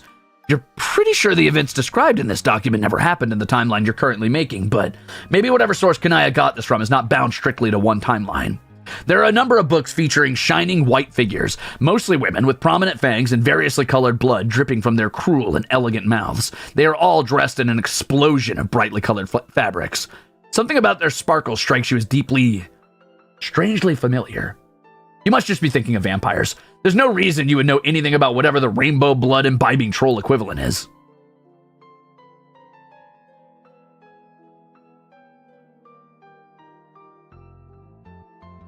It's not her fanfics. It's all of her fucking vampire romance novels she loves reading, which is probably why her and Karkat are friends, because Karkat also loves watching shitty rom-coms. Most of these covers feature a swooning troll of varying genders, clearly about to have their throat torn out very sexily. Many of the rainbow vampires are being menaced by brave heroes. All of them are wielding chainsaws. A loud buzz makes you look up. You can't help but notice that Kanaya is tending to her topiaries with a large chainsaw of her own. Okay. You're putting this all together now. The bright colors around her house, the choice of weapon, the love of the sunlight. Kanaya's heart's desire is clearly to date a sexy vampire. Maybe that's what this AG person is. You wonder if you could make this happen for her. Maybe on this planet it's not just a fantasy. Would Karkat read Twilight? Probably, but Karkat, ironically, despite being a raging douchebag, is probably the most, romantically astute of all of the trolls. Not that he, like, is good at romance because he hates himself, like, inherently deep down. He can't stand himself and sabotages all of his own relationships, but he gives the best relationship advice because he's very, very, he's very mature emotionally when it comes to relationships because he watches a lot of romance shit, if that makes sense. So, I don't know that he'd probably read Twilight, but he'd probably criticize the shit out of it.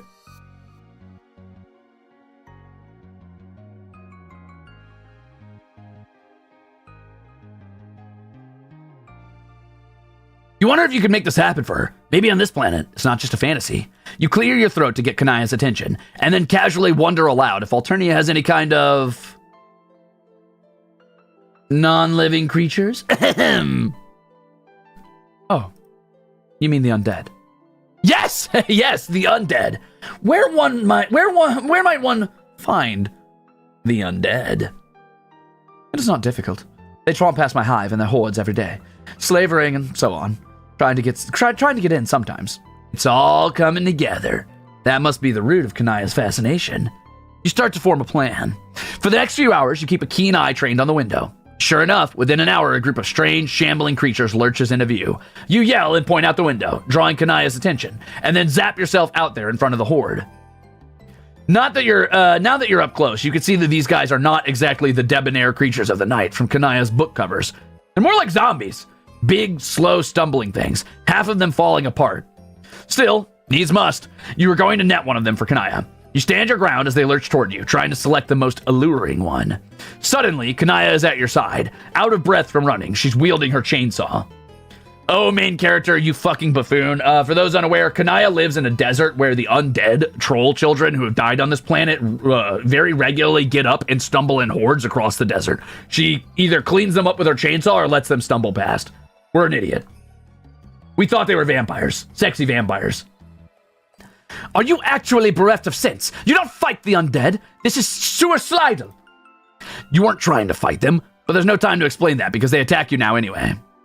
A great monstrous arm backhands you down onto the ground, and a monster's claws tear through your gown and into your shoulder, lifting you by it. The creature opens a mouth full of more teeth than you thought could fit inside there. Then, you're falling. You hit the ground and roll, dirt grinding into the wounds on your arm. The top half of the creature lands next to you, twitching slightly. Kanaya's chainsaw gleams with its black blood. She twirls and bisects another undead thing, but then a third bear hugs her from behind and lifts her, its maw opening wide. You scramble to your feet and throw yourself at Kanaya, grabbing her kicking legs and squeezing your eyes shut to concentrate. You zap. Please don't let the monster have come with you. You open your eyes. The monster did not come with you. Only its arms did. Kanaya shakes herself a little, free from their disembodied embrace. Blood pools on her carpet. She does something to get rid of her chainsaw, and suddenly she's holding a tube of lipstick, which she opens. She slicks a fresh coat of black on her lips. You slowly catch your breath. You're about to offer an apology, but something makes you pause. Kanaya is staring at the pools of blood.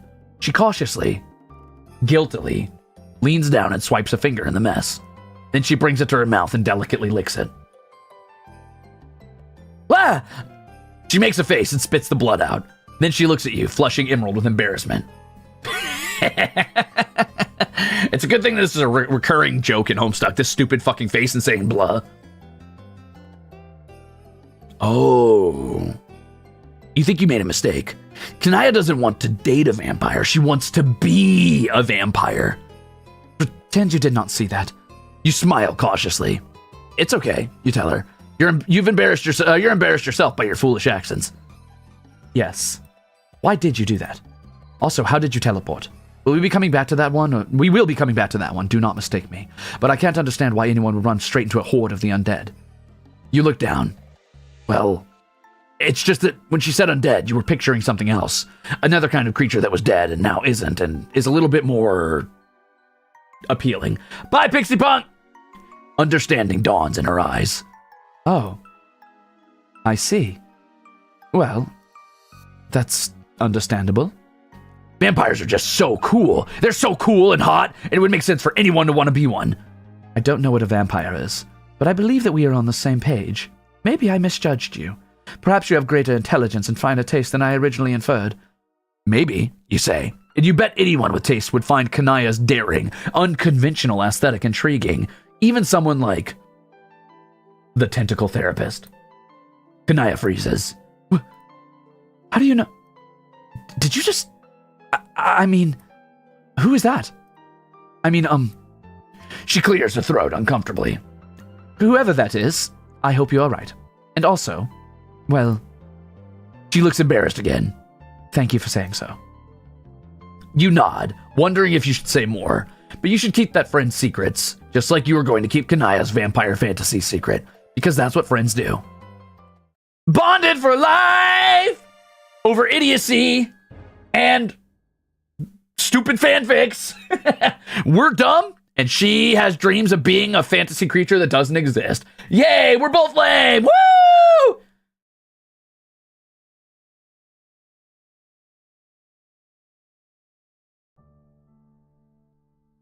All right, do we want to go for 2 more routes? What are we feeling, gamers? I guess we've only been live for an hour and 40 minutes. I thought it was way longer than that. You know what? I could squeeze in 2 more routes. Why not? We'll try to break these up into 4 route segments. So once we're done with this one, next time we do it will be Equius, Terezi, Tavros, Aradia, and that's it.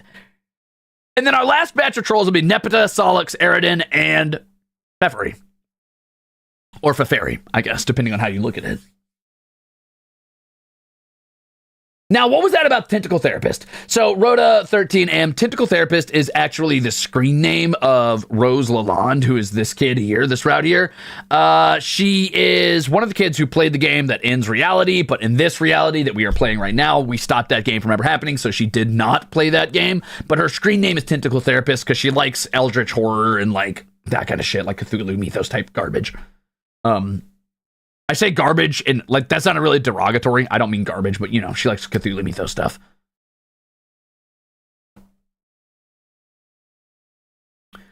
You never explained the thing with Vriska and Kanaya that you said you'd come back to, by the way. Oh, we catch Kanaya as she is sewing a dress for Vriska. Canonically, in Homestuck, it is an event in their past that is touched on in a flashback, basically. But Vriska, at one point, asked Kanaya to sew her a dress. She said it was for cosplay. She lied. It was specifically to try to seduce somebody else who she did not tell Kanaya about, and it broke Kanaya's poor little heart because Kanaya made her that dress and had a crush on Vriska, and then Vriska used the dress to try to seduce somebody else. To make matters worse, if you need to know how terrible a person Vriska is before we get to Vriska, not only did she try to seduce this person, this was after she broke that person's legs using mind control, and then she forcibly... tried to make them give her a kiss, and that dude wasn't feeling it. So that sucks. So, you know, she's got a laundry list of just being a real piece of shit.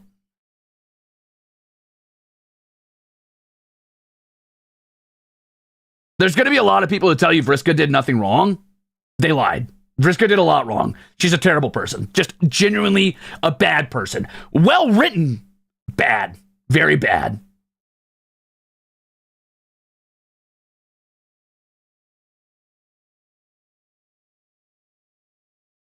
How do you forgive that? I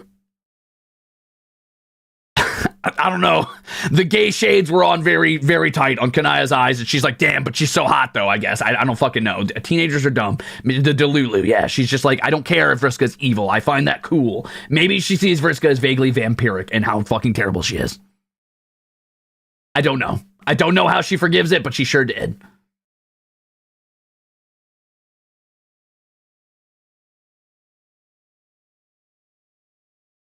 Bye, Ray. Good luck. How does Kanaya know of Rose? So that's an interesting one. Let me go back to the main menu real quick so that we can have some music while we're here. Uh-oh. Nope, we're going to go into the next session so we can have some music. It's probably going to be Gamzee's music, though, so sorry in advance. Give me some fucking music, dude. Fine. We'll go here. I just want music. Okay. So, Kanaya doesn't know who Rose is at this point in time, but because of the strange and very looping nature of time in the Homestuck universe, Technically, when the trolls first enter the game, they do ectobiology, which creates clones of themselves, which restarts their own universe. But at the same time, when they win the game, they create the universe that all of humanity is born inside of. So they create the universe that humanity is born inside of, but they're not able to enter that universe and become the gods they were supposed to become, right? So then the humans enter the game in their universe, and their universe is supposed to create the troll universe or something vaguely akin to that. Or wait, no. Sorry, hold on. Let me start over. I apologize. The human universe that the trolls created exists within a frog that houses the entire universe. Ruze starts writing a guide for the game once she gets into the game, and then throws that out into the furthest ring, which exists outside of time and space. So it means it exists outside of all universes and kind of just blips out there in sort of a nether zone, right? It eventually finds its way to Kanaya through shenanigans, and Kanaya, despite technically being one of the reasons the kids' universe exists at all, gets a hold of that because that exists outside of time and space now, so it's able to come to Alternia, which is her planet, in the past, even though it was technically made in the future. So essentially what happened is Ruze wrote a game fax on a server that gets put out into the universe, and then Kanaya downloads that, prints it out, and binds it, which is how she has a guide about how to play the game, even though it was written by somebody who only learned how to play the game after Kanaya had already played the game. Right? Right.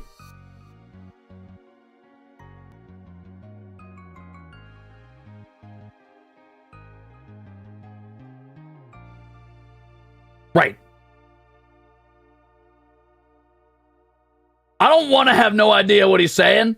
If you want the shortest answer possible, the guide that Ruze wrote exists outside of all time and can be accessed by anybody who has access to the furthest ring, which everything that's ever been in the furthest ring is always there and will always be there and has always been there and is simultaneously never there, right? You just need the right way to grab something out of that sort of like atemporal zone.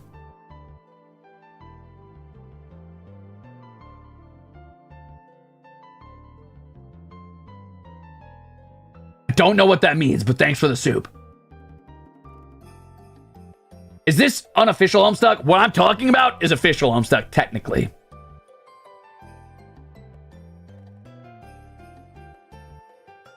It's a space outside of time and space, technically. It's where all the horror terrors live, the weird writhing masses of tentacles and eyes and goop that are not real creatures, sort of, but kind of, but not. Okay? Okay, now we know. All right, let's do our Gamzee route, shall we?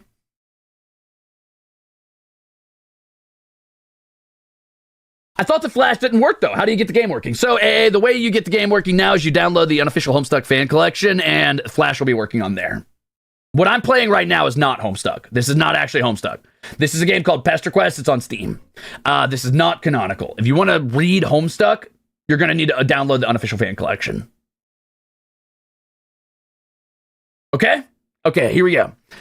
First things first, you deliver Karkat into the arms of a giant white crab, which strikes you as totally normal and a safe thing to do. Oh, Karkat's dad is what's called a Lucis. They're these weird, giant, like, white chimera creatures that are, like completely devoid of any sort of, like, coloration. And they adopt trolls when they're young in the grub caverns, if they survive the grub caverns and don't kill each other. Karkat happened to get adopted by a giant bipedal crab monster thing. His name is Crab Dad. You're really beginning to get the hang of the zap situation. For instance, you are now capable of utilizing without unleashing a lengthy exposition on the values of interpersonal relationships. You can just go. Lucky too, since when you drop Karkat off at his place, he does not look like he's in the mood for philosophy. More for crawling into bed and sleeping for a whole week. You don't blame him. Dave and John are nice kids, but they do require a high level of buy-in to talk to. Since you have a memory like a steel friendship trap, you recall that there's another possible bro in the area. What if Karkat called that kid he lost his shit at the thought of meeting? Hold on, someone's clearly fucking, like, using flatulence as some sort of rocket-powered, propulsion system to blast past my window. 1 second.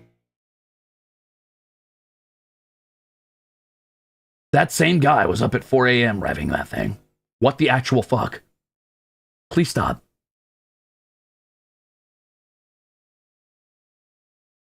Okay. What did Karkat call that kid he lost his shit at the thought of meeting? Macarena? Macaroni? You zap to Macaroni's house. This time, you aim for the yard and not the broom closet, and find yourself outside of a huge sandstone castle at the edge of a dark, sprawling ocean. You'd have said it was abandoned if it wasn't for the lights in the windows.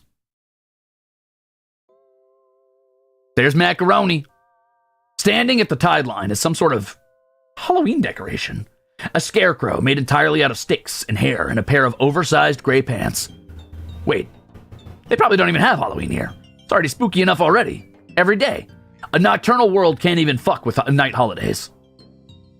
The scarecrow throws a rock into the surf. Winding up his long, thin arm is a whole production. Although the motion is surprisingly fluid. You edge closer, not wanting to alarm him, but needing to move the plot along in a reasonable clip. You clear your throat. Ahem. The boy scarecrow does the laziest double take you've ever seen. It's like he's moving at half speed. Motherfucker, are you lost? That's a little forward. Not that you aren't hip to all the choicest trends that the kids are on. You have absolutely no problem with some random teen just swearing at you out of the blue. It's absolutely fine. In fact, you love it. Makara! That's what his name was. You ever just look at the ocean? You know, really get your eye stalks in on it? Well, yeah. You're doing that right now, actually, since the ocean's right in front of you. And it's very hard not to see it at least out of the corner of your eye. Oh, dang. Felt for sure you were someone's little lost Lucis on account of you being white all over. Not my old goat for sure. That old bastard's never once showed his ugly skull to share pie. The tide creeps up the beach, and you take an automatic step back. The water looks normal, and Makara is up to his shins in the surf, but you still don't trust like that. You can teleport, but that doesn't mean you want your toes burned off by alien saltwater or whatever the fuck. What about you, stranger? You ever get down on a hot, warm plate of gooey mess? Pie, motherfucker. I got one in the oven. Oh, how silly of you. You love pie. You love it so much more than any weird shit you thought he was talking about. He grins, and oh god, horror opens up a pit in your stomach as his skin cracks before you realize that it's actually just his makeup. He's got face paint on. You guess, kind of like a clown thing going on? It tracks. The big pants, crazy hair, etc. That's actually kind of fucking weird, but really not as weird as it should be. Like, everything since you began this rollicking friendship romp, this new information feels like remembering rather than learning. But right now, all you really care about is learning or remembering is that sweet pie the kid mentioned. Hell yeah. You got your pan all the way it's supposed to be. In your sack. Gamzee.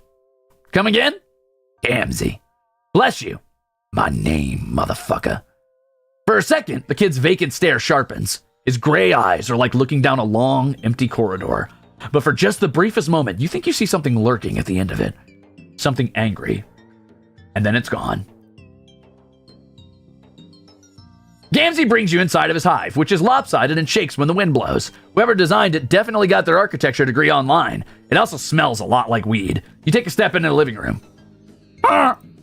Oh, Jesus Christ. There are like 40 little honky horns strewn around on the floor, in a pattern that makes it absolutely inevitable that you will step on most of them on the way to the couch. You give up after a few seconds of careful hopping and just honk your way across the room. It's a goose party up in here.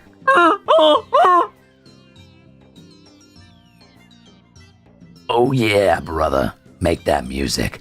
Sometimes it all up just gets too much to contain, you know what I'm saying? Gamzee sticks his head around the door to what you assume must be the kitchen. He's got flour on his nose. You thought he said the pie was already in the oven. What's he using flour for? The music builds up, don't it? It's like a miracle. Like a little ball of snot that's all caught up in your suck sphincters. You actually have no idea what he's talking about, and you're pretty sure that's not your fault. A bunch of clattering and banging interrupts your thoughts. Dear God, what is he doing in there?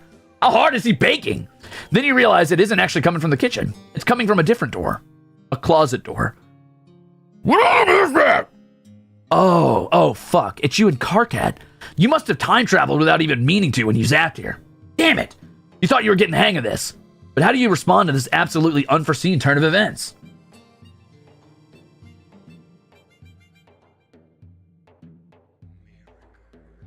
Miracles. Open Yenyor!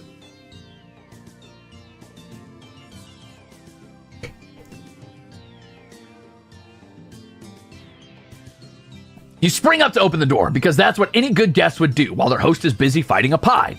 You honk your way over, making more music on the way. Miracles, or whatever. You wonder what you're going to say when you see yourself. You'll probably be pretty surprised. Up close, the door's sort of warm? Not temperature-wise, more in an existential sort of way. A narrative weight hangs around this door, and when you touch it, tingling heat shoots up your fingertips. Man, this door is great. You don't want anything more than to open this door. Shit, you love this door. Just doors in general, actually. Fucking amazing. You love to open them up and be in one place and then walk through them and be in another. You twist the handle. You are forcibly returned to the start screen. Try again. Damn it! I tried to break the narrative by seeing myself. Whoops. All right, I'm going to let Gamzee open that door. Figuring this is the best way to prevent a paradox, you wait until the racket gets loud enough to alert your host. What's all that? You shrug and open your eyes real wide to show just how innocent you are. This is a total mystery that absolutely needs solving. Wow! Oh, hey, hold up, my brother. I'm hearing something in the scrub cubby. Some squeak beast was all got itself trapped. Hypothetically, if you did this as a collab, what Tempest/Armus boys would you try to get voicing which characters? I think I'd probably give Gamzee to Shinri, because I think the deep voice would suit Gamzee well, and I also think that it'd be funny to see Shinri say these things, especially because Gamzee talks in a really lilting, nonsensical way and adds, like, needless adjectives in front of everything, or not adjectives, whatever the fucking descriptor words are. Karkat. I think I'd take that for myself. I'd probably give Tavros to, I think either Flayon or Octavio would do a good Tavros. I actually think Flayon would do a really good Vriska as well. I think Flayon would be a really good pick for Vriska, for being like a catty bitch. I don't think Flayon's a catty bitch, but I think Flayon has the voice acting chops to do one.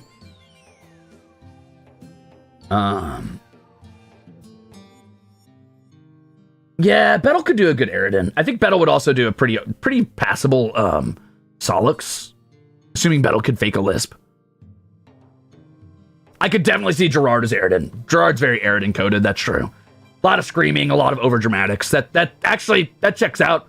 Isn't Eridan a prince? Yeah, Eridan's class is prince. That's pretty good.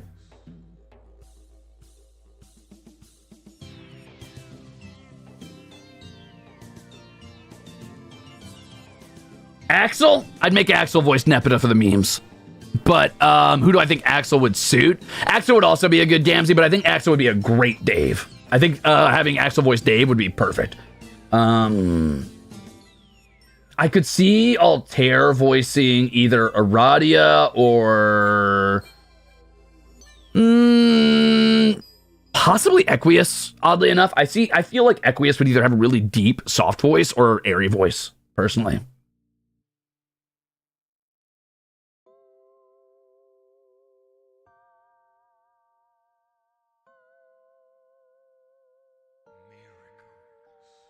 Miracles. Anyway, let's get back to it. Altair Pfeffery? I could see that, yeah, actually. For sure. Did I not say anybody? Oh, Goldie. Goldie would do a good Equius for sure if you wanted to go with the deeper, sort of softer voice. I think that Goldie would make a good Equius. I think Goldie could also make a really good, who the fuck was I about to say? I think Goldie's voice could work for Pfeffery too. Pfeffery, Equius, yeah. Yeah, I could see that for sure, for sure. Haka and Bettel. Haka has sort of a sharp, distinct voice. Sharp and distinct. Who do I see as sharp and distinct? I think Haka could do a believable Dirk. I think Haka could do a... Haka could also do a Solix, actually. Dirk or Solix, probably. John? Yeah, maybe John. I could see that. I already said Octavio, I think. I could see Terezi too. Yeah, Terezi's not a bad pick. Yeah, that's sharp. That could be harsh. Yeah. Good. And then Bettel would do a good Eridan. Bettel could do an okay John. He has sort of that, like, not squeakiness, but sort of like, not choked sound, but that, like, constricted voice.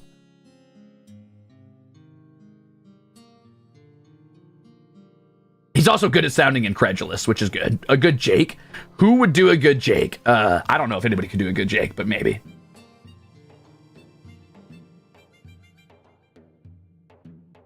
Anyway, Damn, little monster skidded off. yeah, weird. You have no idea where they went, and you're totally sure it was not a friend of his who flipped out at the sheer sound of his voice. That would be ridiculous. Oh, no doubt. You're glad you're agreed about that. Oh, and speaking of which, you mentioned that you have a friend in common. Karkat, small, chowdy. Gamzee cracks into such a wide grin, you're surprised his face doesn't turn inside out. Yeah, that there's my best fucking friend. As close as two regulars what slid it out of the mother grub's frumpy ass together. We get our rap on. Rap? Like actual rap? Karkat doesn't really strike you as the rapping type. Not so much as you notice, but I know he's got that music inside him somewhere. All wrapped up under his skin, just waiting for a real motherfucking brother to rip it out. Aw, that's incredibly romantic, but also absolutely the creepiest shit you've ever heard. Oh, hell yes. An ungodly amount of steam issues from the kitchen, like someone baking in a cartoon. Whatever it is smells amazing, sugary, just a hint of sharpness to it.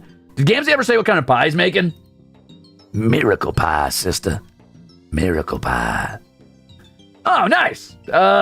Miracle flavor. Sounds great, and not at all like it might burn the roof of your mouth off. Gamzee emerges from the kitchen, the sweet smell getting stronger as he comes closer. He isn't carrying any plates or forks or whatever, so you guess you're just gonna eat it with your hands? You look down at your grubby little paws. When was the last time you washed these silly little things? God, you're disgusting. But then you get a look at the pie and realize that germs are really going to be the least of your worries. It's thick and gelatinous and green. Neon green. Poison control green. Like clip art of something toxic. You were absolutely sure that whatever that pie is made of, humans are not meant to eat it. Probably not trolls either. Gamzee sits down next to you, stretching out his long, skinny legs onto the coffee table, knocking over a stack of comics and a couple empty Faygo bottles. Yikes. This does not make you feel any better about his ability to make good nutritional choices. You ask Gamzee, as politely as you're able, what kind of pie it is. Oh, dang, brother. A Nutri-mercenary never gives away his secret ingredient. All you need to know is this is the good shit. You want to see the miracles the way I see them? I know you do. I can hear it in your voice. I could see it in your sea stalks. This is the shit that's gonna put you all the way up over the top. Gamzee gives you that one look. You know the one, when your friend tells you that they got some deliriously dank shit and they're just aching to share it with you. That's a real thing that definitely happens. It is absolutely drugs. This is a drug pie. Dare to resist drugs and alcohol. Okay, for those who are confused, Gamzee regularly imbibes what is called soper slime. It is technically the goop that fills the little cocoons that all trolls sleep in. They have to sleep in the cocoons because on their planet in the ocean is a giant horror terror that does not belong there and should be in the furthest ring, far away from all realities. But it is the type of horrible monstrosity that its very existence causes like incredible nightmares and terrible visions to anybody who doesn't like sleep in some sort of mind-altering substance. So they sleep in the soper slime because it helps dampen the impact of that horror terror, right? But if they don't sleep in it, they get bad visions and nightmares. If you eat it, it fucks up your brain chemistry pretty bad and basically makes you high as hell. Gamzee is always high as hell. Because he's always eating the shit out of his own bed, which he should not be doing. You don't want to meet Gamzee when he's not high as hell, because he's a real freak. But anyway, we're going to dare to resist drugs and alcohol. You take a deep breath and prepare to stand up to peer pressure. You tell Gamzee that you think you'll pass on the pie. Whoa, for real? Nobody's ever turned down a pipe before. Really? How many people has he offered it to? Gamzee grins. Well, motherfucker, you got me there. No fear, brother, no fear. You gotta be all doing what you're feeling. No way I'm about to harsh a brother's flow when it comes to all their personal preferences or whatever. Oh, thank God. He isn't going to think you're uncool for not doing his drug pie. You can't exactly recall where you picked up on the idea that Alternian drugs are not a good idea, but you're pretty sure it's right. Is there ever a reason to explain why he started eating the pie in the first place? I'm going to assume because he has an absentee father that never comes home, so he didn't have a Lucis to tell him it was a bad idea, and he probably just started munching on it when he was a little baby and just never stopped.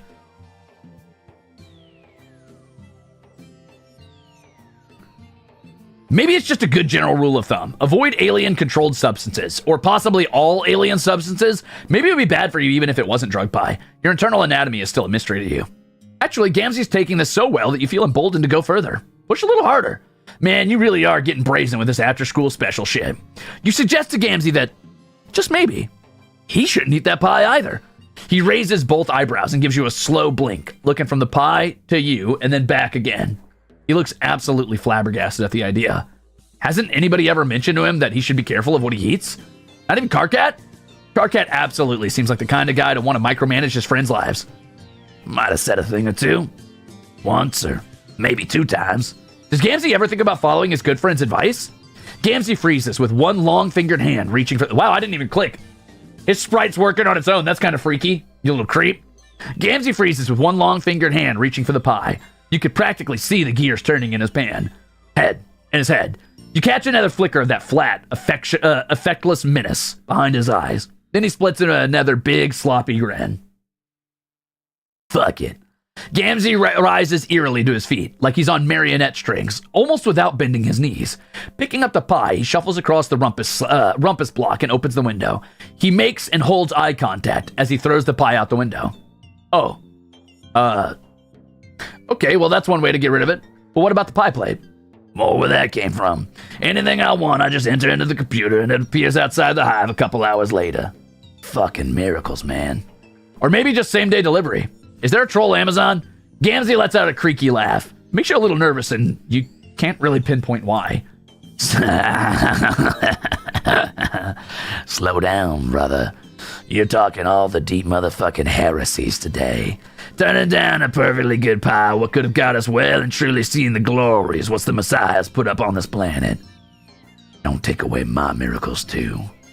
Well, you didn't make him throw the pie out the window. You just made a suggestion. He didn't have to listen to you. No, you got the right of it. We'll do it your way. You never know. The old goat might come home for once, and he never likes it when I fly high on the pie. Well, if he's sure. Gamzee looks at you from across the room, silhouetted against the window like a black spot on the moon, and you think you may have made a mistake. You aren't exactly sure why, just something in the back of your head is shouting at you. Maybe you'll check, just to be sure. So when Gamzee lopes back into the kitchen, maybe to throw more shit passive-aggressively out a window, you zap forward. Just a little while. A couple days. The house is quiet, but everything looks mostly the same. When you listen, though, you hear a steady thump, thump, thump. If you didn't know better, you might say it was someone banging something against drywall. For instance, their head. The sound rattles through the stone of the hive and builds along the scaffolding of your body. With mounting dread, you zap forward a few more days. The hive is a wreck. It wasn't exactly a showroom before, but now there are 3 times as many honkhorns, and the Faygo bottles overflow off the table. The couch bleeds stuffing from 3 long gouges.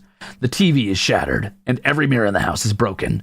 Every shiny surface slashed past recognition. It's like someone didn't want to see themselves. Gamzee?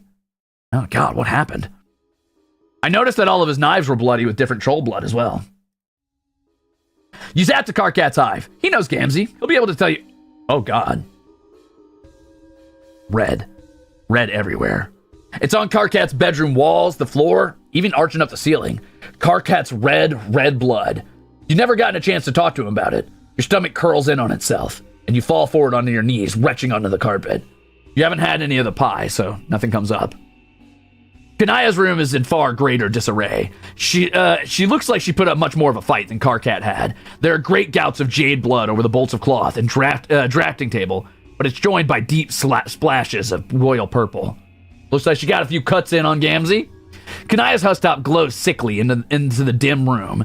A smiley face with a round clown nose is painted in blood on the screen. Beneath it, an instant message flashes. Fussy Fangs, what the fuck? You can't ignore me forever, Mariam. I doubt you can even do it for one night. The cursor flashes. Green and purple ooze on the keys, still wet. Oh God, he's going after AG too. You have to do something. You appear in a tall stone room. You've never been here before, or maybe you have. Maybe you've already made good friends with this particular troll. It really depends on which option you chose at the beginning of this volume. God, what did you think that? Why isn't your brain working? What the fuck is wrong with you? You feel like you know all of this, but not. Like you've watched it all happen to somebody else before. From the distance, you hear a telltale honk. Ice shoots up your spine. That is the most cursed noise you have ever heard in your life. Jesus fuck, you're going to have nightmares filled with brass instrumentation, provided you don't die immediately.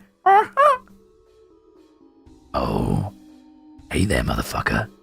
You're late. Oh. Hey, Gamzee. You sure look totally fucked up.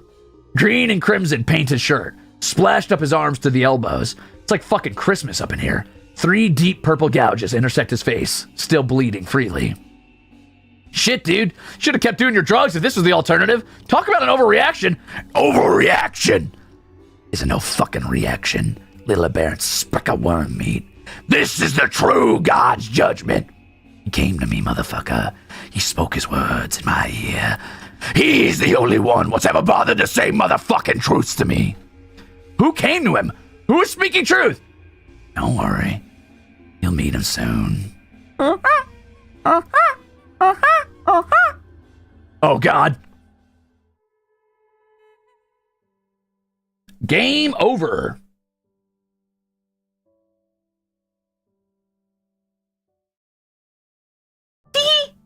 Back up, please.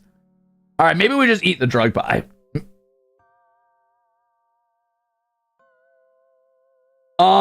Spiff. So Gamzee belongs to the Purple Bloods, which are already a religious caste of people who worship the mirthful messiahs, which are basically troll equivalent to the insane clown posse. I think that even amongst Purple Bloods, Gamzee is exceptionally off his fucking rocker and violent. He has the Grand High Bloods lineage in him, which makes him full of rage all the time. Also, his actual aspect is rage when he gets into the game, and as we know, even if you never enter the game, your aspect has sway over your life, sort of like, think of it like a zodiac symbol or like a personality guider. So it's likely that in his heart, he has an insane amount of rage that can never truly be quelled. He will probably just go on a murder spree forever unless he's taken out at some point.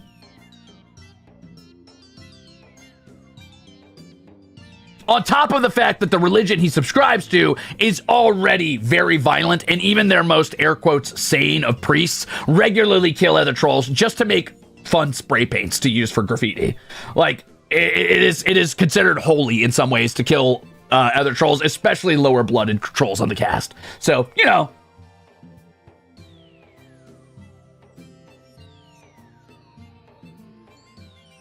Isn't he unconsciously connected to Lord English? Yeah, I think that's mostly by choice. Maybe because of being a clown. I think clowns are somehow connected to Lord English in some way. 413. So it is. It could be because of Cal's influence later, but that's neither here nor there.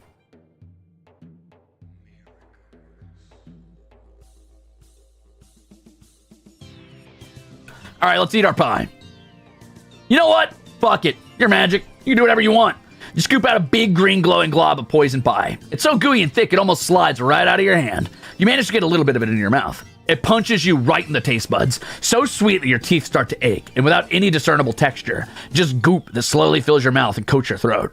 Wow, this sure is a tactile experience. It doesn't taste bad. It's sort of like you swallowed a big sweet mouthful of nausea. Hits you in a wave, and every nerve ratchets tight. Yep, this is definitely not meant for whatever kind of creature you are. Your body wants to reject it. You lean over the arm of the couch and prepare to give this volume an additional content warning.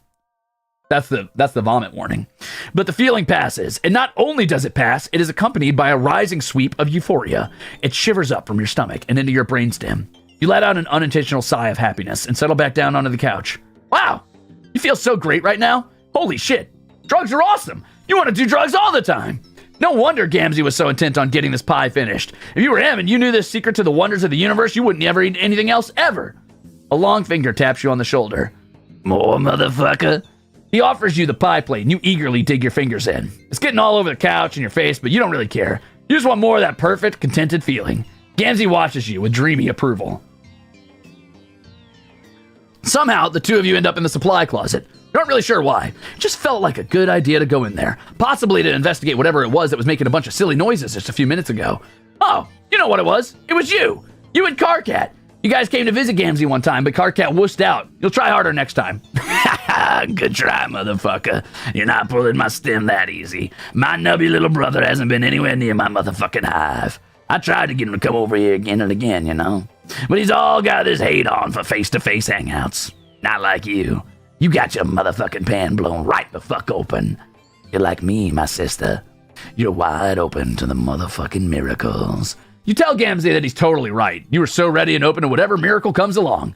But no, seriously, if you wanted to, the two of you could go visit Karkat right now. He's probably sleeping off his trip to an alien planet, but you could wait, or just zap forward in time a little bit. That's the thing you can do. Oh, for real? Why didn't you say so then, motherfucker? Zap us out of here. Sure, right away. Anything you want, best friend. Gamzee gives you another of those wide, messy grins, like he can't contain his joy at the thought of being someone's best friend. You totally sympathize. You can't actually remember how to use your magic powers right now. You think it's possible you're a little too high. You don't even remember how you came to be lying on this filthy closet floor and looking up at the filthy closet ceiling. Shouldn't you try to keep the place with your cleaning supplies a little, cleaner? No worries, my brother. There isn't any rush. I got my certainty on that one day we're all gonna get together in one big horn pile.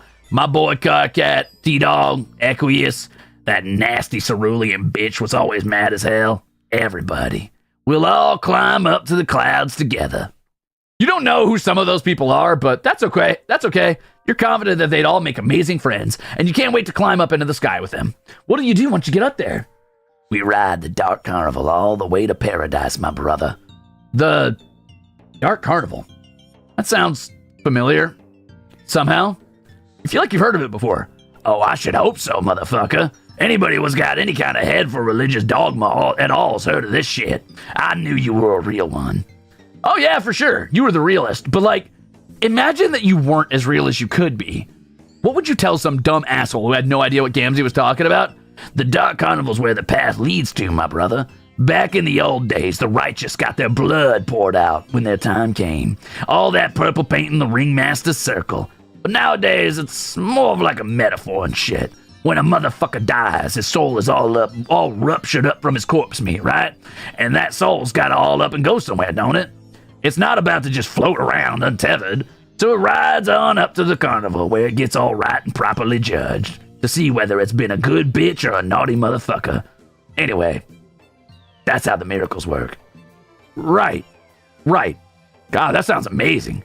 Really hope Gamzee gets to go there one day. Something jagged slams up against the haze of drugged contentment. You feel it like a booming knock on the inside of your consciousness. You remember a face. Gamzee's face. No, not quite.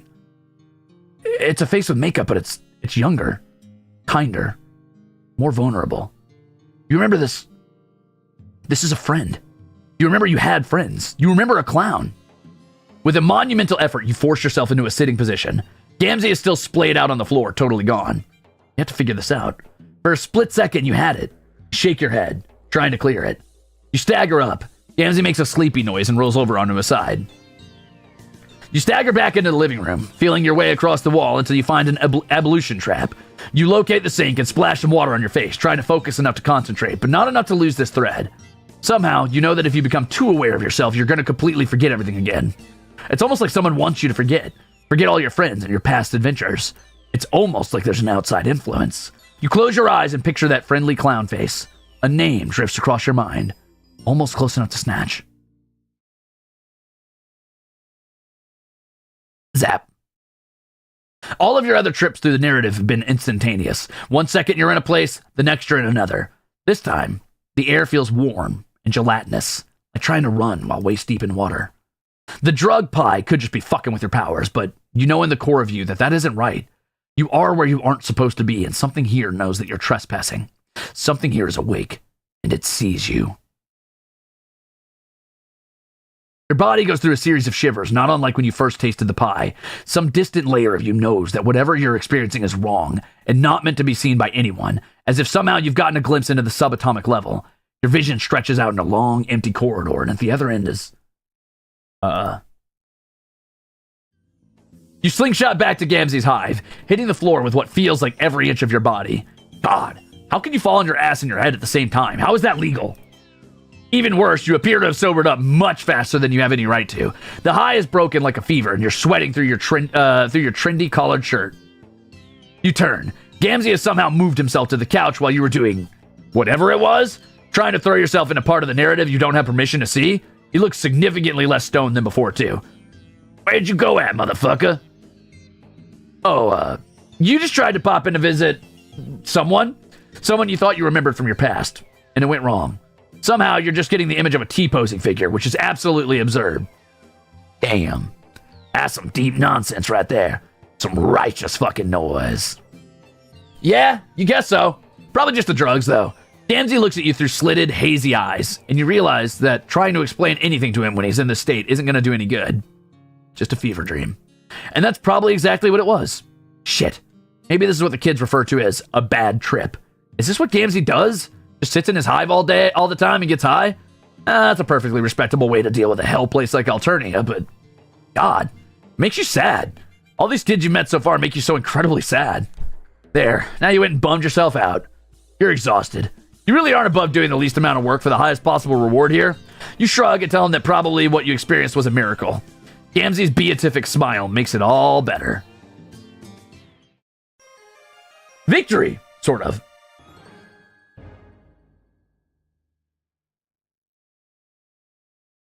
Well, at least Gamzee has a friend, I guess. Even if he's a freaky little murder clown.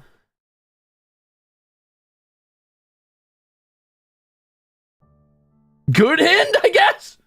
Yay! We did drugs! The government does not support doing drugs. Don't do that. I think Gamzee's my new favorite. Oh, no.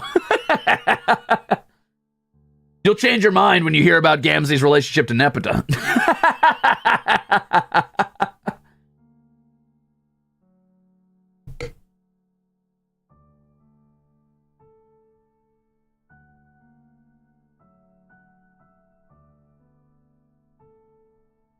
What do you mean by that, sir? Read the webcomic, you'll find out. Ding. Don't worry about it. Who is Nepeta? Wait for episode 4 of this, you'll find out. Ding. Who's my favorite? Probably Terezi or Karkat for the trolls. Probably Dave or Dirk for the kids, which is, you know, the bog standard answer that everybody gives. And I don't care if they're well-written characters. There's a reason they're my favorite. They're the most fleshed out. Yeah. I also like Solix, okay? He's pretty cool. Yeah,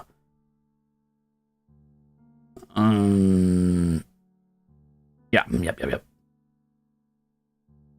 Well, all of that was incomprehensible, but I'm glad you all in the know had fun.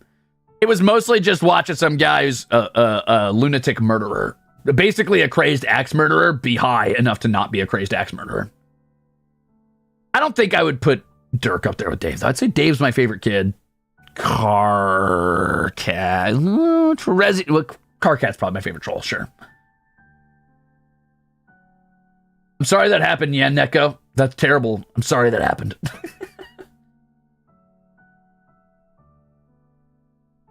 So drugs fixed him? Sometimes they do.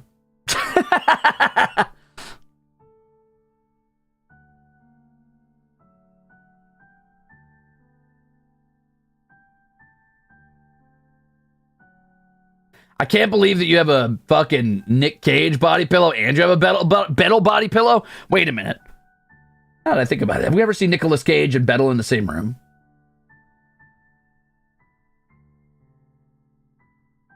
Uh-oh. Just kidding.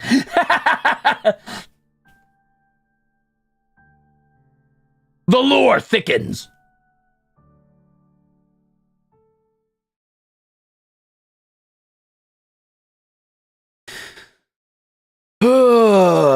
Vriska route. All right, this will probably be the last route for today, though I am kind of moving, actually. Usually these take like 4 hours to do. I'm kind of fucking schmoving through these. I wonder if I could break this up into 2 sessions for the trolls. Do 6 a day. That might be pushing it. I got some shit I gotta get done today. Bettel is the Nick Cage of Elysium. Is that so? Write that down! Write that down!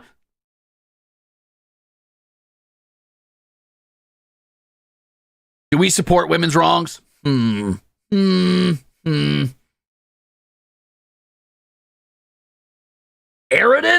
I fucking hate Aridin. I mean, I get why he is the way he is, but I can't stand his little ass. He's everything that was ever cringe about Tumblr. And, like, just being a dick.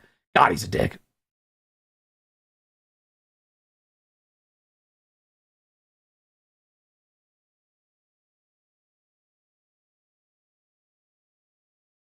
Is Vriska the one you hate? Yeah, I hate Vriska too.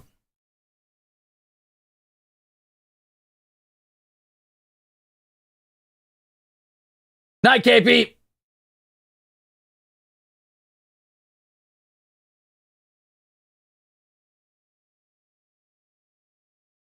Oh God, not Cronus. All right, I can't do this. I'm moving on. I can't talk about the fucking emperors.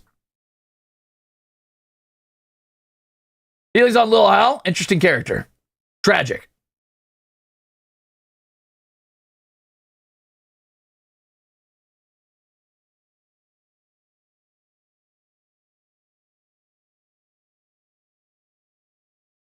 I did not get any of this as a teen, so thanks for explaining it so well. Hey, no problem, Spectre. All right, let's do this.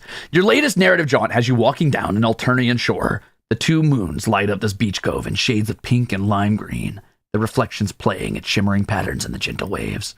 It would be beautiful, if not for the haggard, monstrous gulls picking the flesh from the dead, and pungently rotting fish, crabs, and even one of their own. You keep your distance as they eye you warily, gore on their chipped beaks. These are not potential friends. Hi.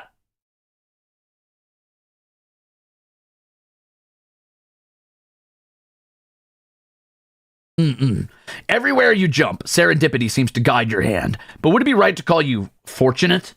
The night is cool, almost cold. You kick a pure white seashell down the beach. It skips gracelessly into the dark gray sand. You have brought friends together and just barely begun to master this tremendous and strange new power. But no, you think, you are not fortunate. As you walk alone down the sands that's still radiating stored up heat from the searing day, you feel a pang. Something's missing. You know you felt this way before, but you can't place it. You have a gulf within you, the width and breadth of this ocean, an isolation so plain, so true that it seems impassable. Invincible. How can you see into my... Just kidding. You step on a weird bug and you don't even care. Hey! That's fucked up. Yes, you are filled with a sudden, almost comforting conviction. Nothing you have done on your journey has really made a difference. If you could pick up and put down the lives of these alien weirdos and human weirdos and shake them like an Etch-a-Sketch when things go wrong, are you really even accomplishing anything? Or are you just building shitty castles in the sand with flimsy plastic implements? Castles that won't mean shit for nothing when the tide rises. You've decided. You are a creature of solitude. You are a rock. You are an island. From now on, you walk alone. There may be an angled figure crouched with terrible posture on a dock ahead, sure. That figure may be sitting next to an intriguing-looking moored ship. Yes. But surely, one glimpse of a potential life to meddle in won't immediately make you fall off the wagon, back to a life of itinerant friendship, right? Oh, sweet, a new friend. Well, that was quick. Her theme goes kind of hard, though, I will admit. Here we are at Vriska. Vriska's a piece of shit. Sorry in advance. Vriska's a real dick. She's also the luckiest creature that ever lived, and I mean that literally. One of her superpowers is luck. It turns out the aspect of light, which I know a lot of you got when you did your aspect quiz, is not just associated with like knowledge and knowing things, but it's also associated with the idea of luck. Light is, for all intents and purposes, a stand-in for the word luck, and she is the thief of light, I believe. Which makes her real good at stealing everybody else's luck for herself. She's always been pretty unlucky in her regular life, but as soon as she gets into the game, she gets incredibly lucky, and that becomes her weapon. Like, if anything can go right, it goes right for her. And fuck that, fuck her, and fuck lucky people.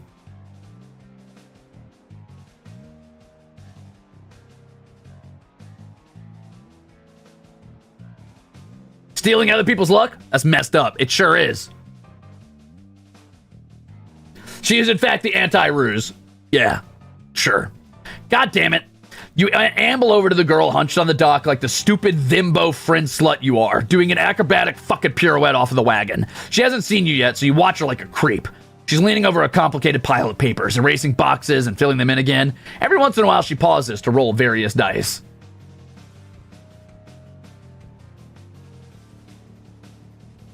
Adding that to my LinkedIn?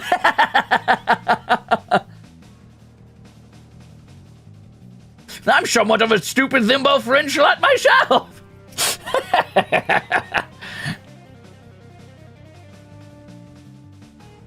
Like the what? I'm telling you, if you pick up half the vocabulary out of this stupid ass fucking webcomic, it's not that.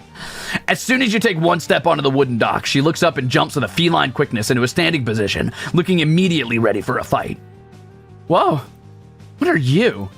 You raise your hands in a pathetic sort of, I'm innocent, and weak motion, which for you is basically any motion you can make. Wait a second. You're that weirdo that was bothering Kanaya, aren't you? Yep, you're exactly that weirdo, and now you're here saying hello to a new stranger and maybe making a new friend? Isn't that the greatest? Great, just what I needed. More meddling. I know I'm the coolest, but I'm kind of busy right now. Big campaign tonight. Dude, you are so good at campaigns, you tell her. You're all about hope and change. You helped Al Gore hang a Chad. Tippecanoe and Tyler too. What even the fuck are you saying? Don't call me dude, or anything else for that matter. You mean you're down to help? Maybe be your campaign manager? Oops. I'm the captain here, buddy. But as it happens, I'm currently all out of first mates. Want to be a swabby? Oh, it's like a boat thing. Yes? So that's why there's a boat here. What are all the papers on the ground for? The campaign, dumbass. They're the character sheets for me, the greatest petticoat sea grift ever to sail the 8 seas.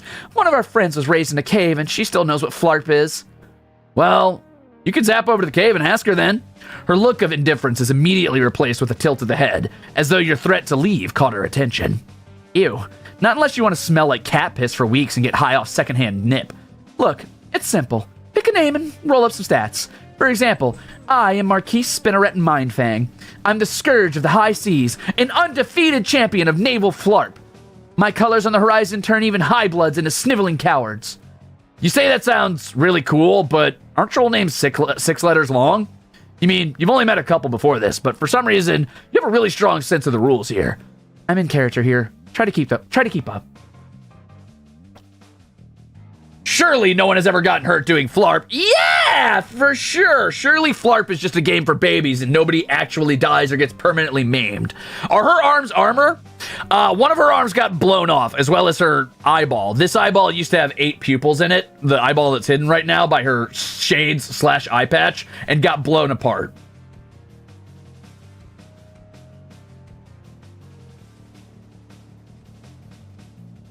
Did you just call me Idle-chan? How dare you, Star Gazette? You will address me as Idol Sama. No, wait, I'm not an idol. I'm the worst idol. I mean, you will address me as...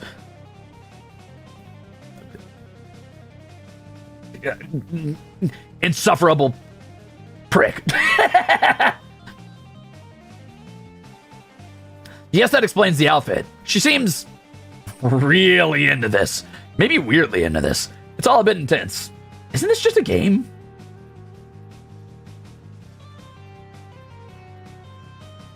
Zinthea says, was the eye deemed as a disfiguration by the people who hate different features like the red blood? No. Any deformity that is beneficial to the person is not considered a mutation.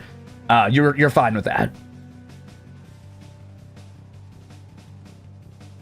Especially for higher bloods. The closer you get to purple on the spectrum of colors, the higher blooded you are. So she's sitting at a mid-high blood. She's like at the highest end of the mid-tier bloods, technically. So she gets a lot more leeway, right? Like the higher up you are on the spectrum, the less likely it is that you're going to be killed by the drones for something random. And the less likely it is that someone higher up on the spectrum comes by and just murders you for fun. Like, it's not uncommon for purple bloods like Gamzee, the clown people, which are technically higher than her, to just wander around killing other low bloods for fun because whatever, it doesn't matter. So the society is a meritocracy. No, not at all. Not at all. The society has a strict caste system, but if you are skilled enough or powerful enough, you can fight your way up the meritocracy, technically. There is room for upward mobility, but you will never reach the... Think of it like brackets, right? Like, she can get above other high bloods, technically, by being exceptionally skilled, but there is a higher ceiling for people that are higher on the bloodline than her, right? So, like, if Gamzee stopped being sober someday, or stopped being high someday, and decided to be sober and be a real fucking monster, It would not be seen as a bad thing that he's wandering around killing people, because who cares? They're lower blooded than him. And he would probably be promoted to a higher position than her, even though she's still just as skilled theoretically, right? So think of it as they're all in their individual brackets, but there is some Venn diagram where, like, an exceptionally pathetic, higher-blooded person than her could be seen as lower than her if she's strong enough. But anybody that's stronger than her and higher-blooded than her is better than her, just by virtue of their higher blood.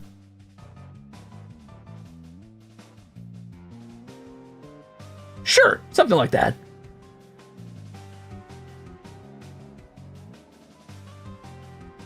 Multicolored glass ceilings, exactly. Based entirely on their blood type. All right, here we go. Flarp is more than just a game, and I'm the best there is. How about this? If you agree to make a character and sail with me, I'll tell you my real name. You look at her elaborate costume over at her ship and decide, why the hell not? You've already made your friend bed. Now you have to sleep in it. Not that you're going to be able to sleep, or not that you're going to sleep or anything. That would be patently ridiculous. Okay, so here's the Flarp handbook. The stat bat is the first and most important of the abstractions you'll be summoning in Flarp. It displays figure 4 stat bat, your attributes and vitals. This is important because your vitals will constantly fluctuate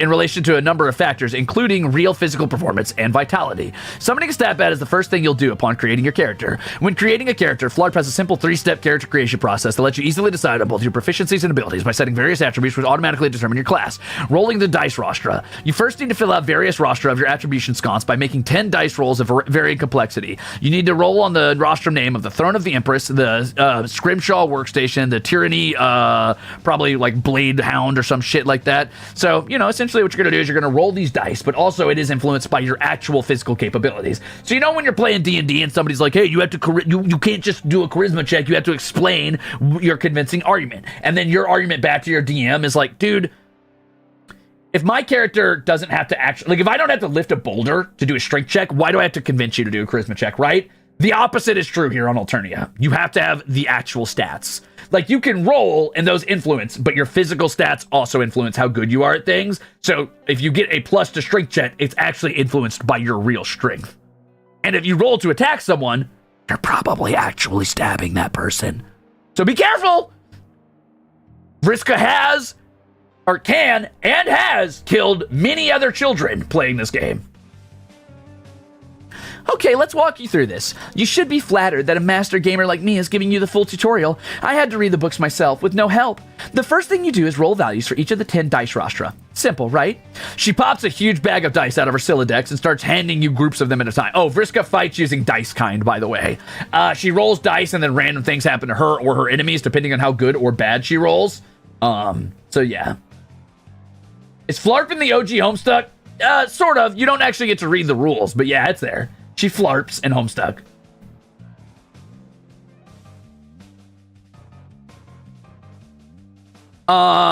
You roll 2d4 for Dice Rostrum, Throne of the Empress, and get 2 1s. You roll 66 for Dice Rostrum, Conductor Stand, and 6 fucking snake eyes stare up at you from the wood of the dock.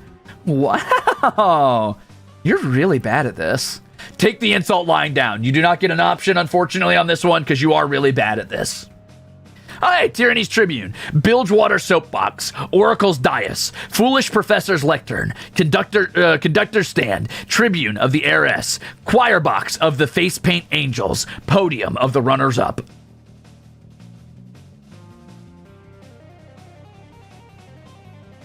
Good question, Cynthia. I think, for the most part, you need to consent to play the game. But, I mean, Vriska also just kills people who aren't playing the game. She's a freak, so who knows? You gotta hand it to her. When she's right, she's right. And she's right, so she's right. You finished all 26 dice rolls required for this game, and you've gotten the lowest on each one. What rotten luck. I have never seen anyone roll this low before. I didn't even know you could get a 0. It's okay. We can save this by putting the stats in the right place. How? They're all the lowest. There's no right place to put it, Vriska. That doesn't make sense. This is why you're a terrible gamer, and you rely too much on your super mind control powers and your shitty hemospectrum bloodcast. Fuck you. You're a liar, and you suck at games. She flips to another page of the player's handbook that shows you the attributes of Flarp. For some reason, you can read them, despite just arriving on this planet for the first time.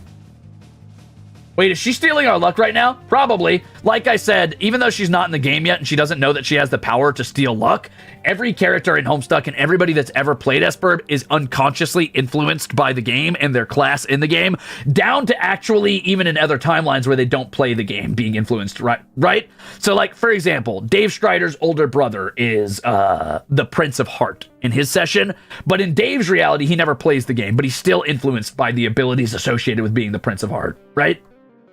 Does main character have a canon aspect? I don't remember, but I think so. Right? So your Vim, Grit, Pulchritude, and Grace combine with real-life items to make your HP.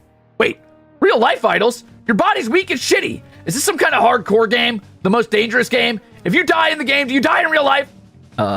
Yeah? You didn't know?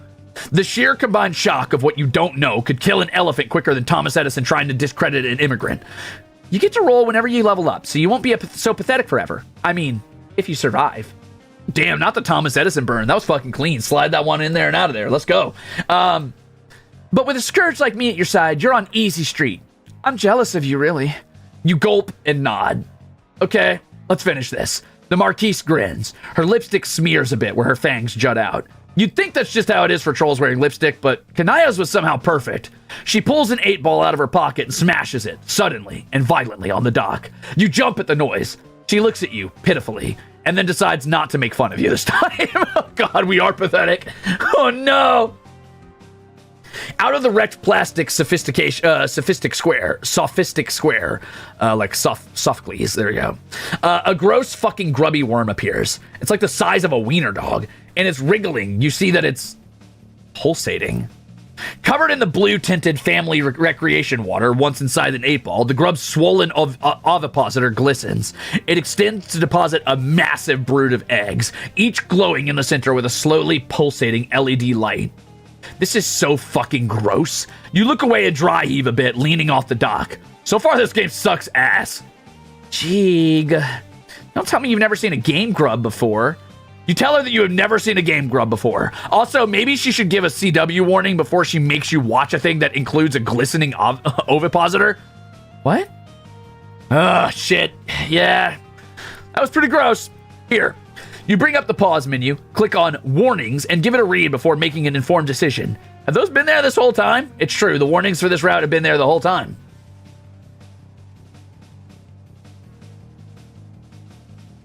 Cannibalism, mind control, arachnids and insects, in detail, gore, vor, death, parental mistreatment, gender and identity discomfort, strangulation, dyspraxia, stimming, United States politics, historical, panic attacks.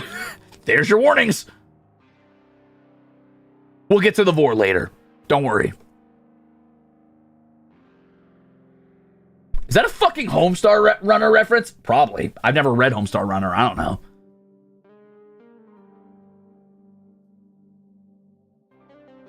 Yeah, they just made fun of Thomas Edison. So United States politics.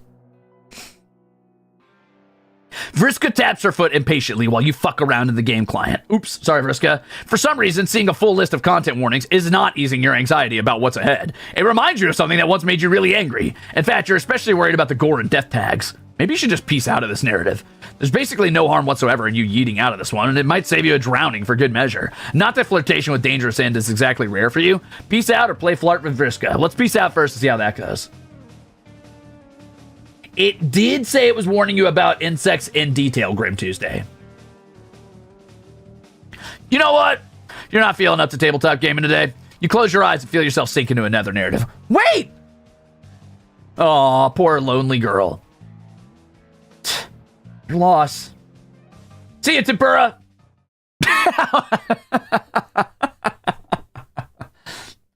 Ah, good. You get what you fucking deserve, you insufferable bastard.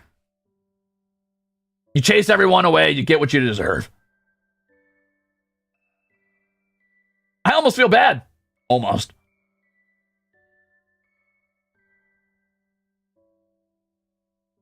Nerd! Boo! Boo! She sucks! Sounds like the good ending. Next. All right, guys, we're going on to the next. No, I'm just kidding. You know what? You're an informed reader and a prepared gamer. You got this. You ask Vriska what's next. Oh, brother! This girl stinks! Ew! Ew! What the fuck? Ew! She points to one of the glowing, blinking eggs, which is hatching a pixelated-looking bat. It flaps its way into the air with a high-pitched squeak and starts glowing and projecting a holographic image of a torch. All right. Sorry. All right. All you have to do is assign your dice rostra on your attribution sconce. What? Pick your best and worst stats. Your top 2 stats determine your starting class. There's a lot of classes, but I'm already the best one. All right. Well, that seems simple enough. Drag attributes into the dice rostrum you want to utilize for them. This decision is permanent, so make sure you're satisfied before pressing finalize and ensconcing them. All right, guys, what do we want our main stats to be? Obviously, this could go on forever, and I'm not going to go through all these options because it takes forever, and I don't want to. I'll read you the stats real quick, though. Why not?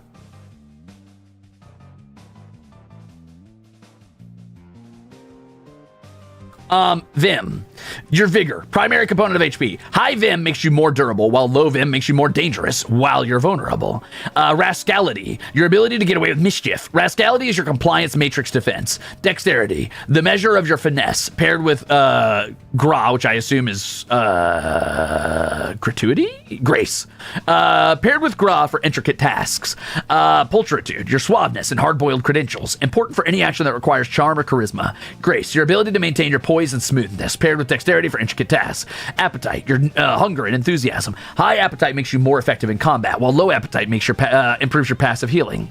Man grit. Grit isn't just for men, but it is what helps you lift safes or keeps you cool when you're wounded. Hubris, your sheer confidence. High hubris lets you overrule your clouder more successfully. Low hub increases your compliance matrix offense. Leverage. Leverage is the foundation of the balance of power between clouders. Imagination, your inventiveness, highly useful for all classes when clouding. Ruze Rascality 100, you're damn straight my Rascality's 100.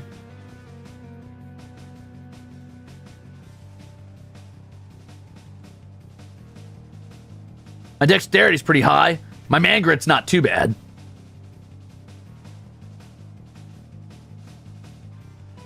I have pretty good appetite. I don't have bad hubris.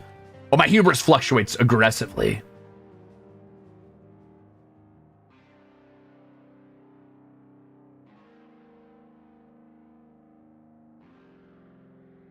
I have okay imagination.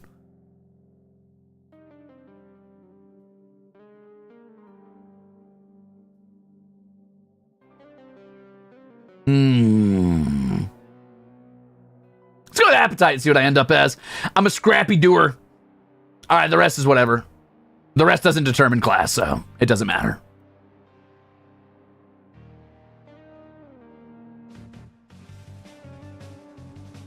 Your 2 highest attributes are rascality and appetite. Your starting class will be scrapping doer. You specialize in, as the wise men said, getting her done by any means necessary. There you go. Bro, scrappy doo.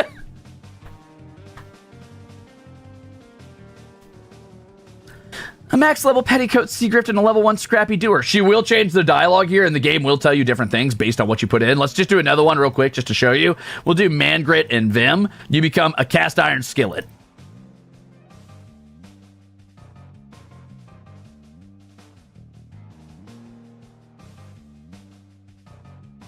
So you could do this route for a while. Nobody ever tanks. Respect. Are you sure you could take a hit, though? Okay, cast iron skillet's a tank class. There's a lot of dialogue here. A lot. Boy Skylark. Oh my god. You dopey big potential types are all the same. Good luck winning anything with that pathetic class. That's funny. That's Tavros' class. Calmly, son of a bitch! Nice. Not shying away from the fray. Have you tried turning it off and on again? Yes? Okay, next question. Have you heard the good news about Internet Gigas? Oh, shit. Oh, okay, so the random's not actually random. Interesting. Oh, come on. This is a weenie class. Everybody knows knights are only just above skylarks in terms of raw punchability. Yes, that's a real stat.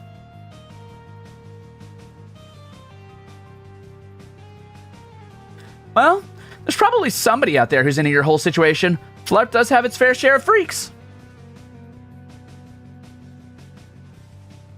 Gaptooth Ragamuffin? Alright, last one. You know that getting pitied isn't a win condition in this game, right? Not exactly the meta strat. You're lucky you're paired with the #1 gamer on Alternia. Before I could carry you to victory, we need just one more thing. There's more of this bullshit? What now? Is a giant sandworm gonna poke its head out of the sand and puke up some more fucking game mechanics that'll be described in excruciating narrative detail? Gaptooth Ragamuffin is a great name for my next cat. Well, you've got your next cat's name. Shai Halud! Quit being so melodramatic. Your character needs a name. Oh, a name. You already have one of those, though. You told Jade it already, but man, you're not feeling as comfortable with it right now for some reason. Why is thinking of yourself as a distinct being with an identity and a history feel so uncomfortable? What's wrong with you? Might as well just make up a character name. Ruze! The Marquise welcomes you aboard her ship, Ruze. Oh, sorry. The Marquise welcomes you aboard her ship, Ruze. Canonically, I have been in Homestuck now, just so you know. That happened. Canonically, I was in Homestuck.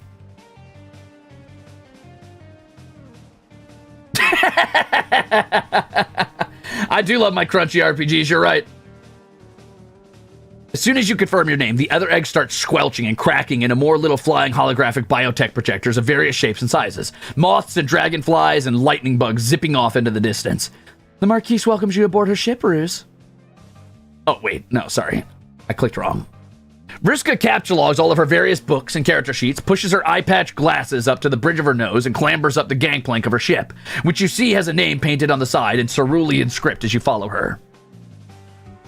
Brigantine. Here, hold this.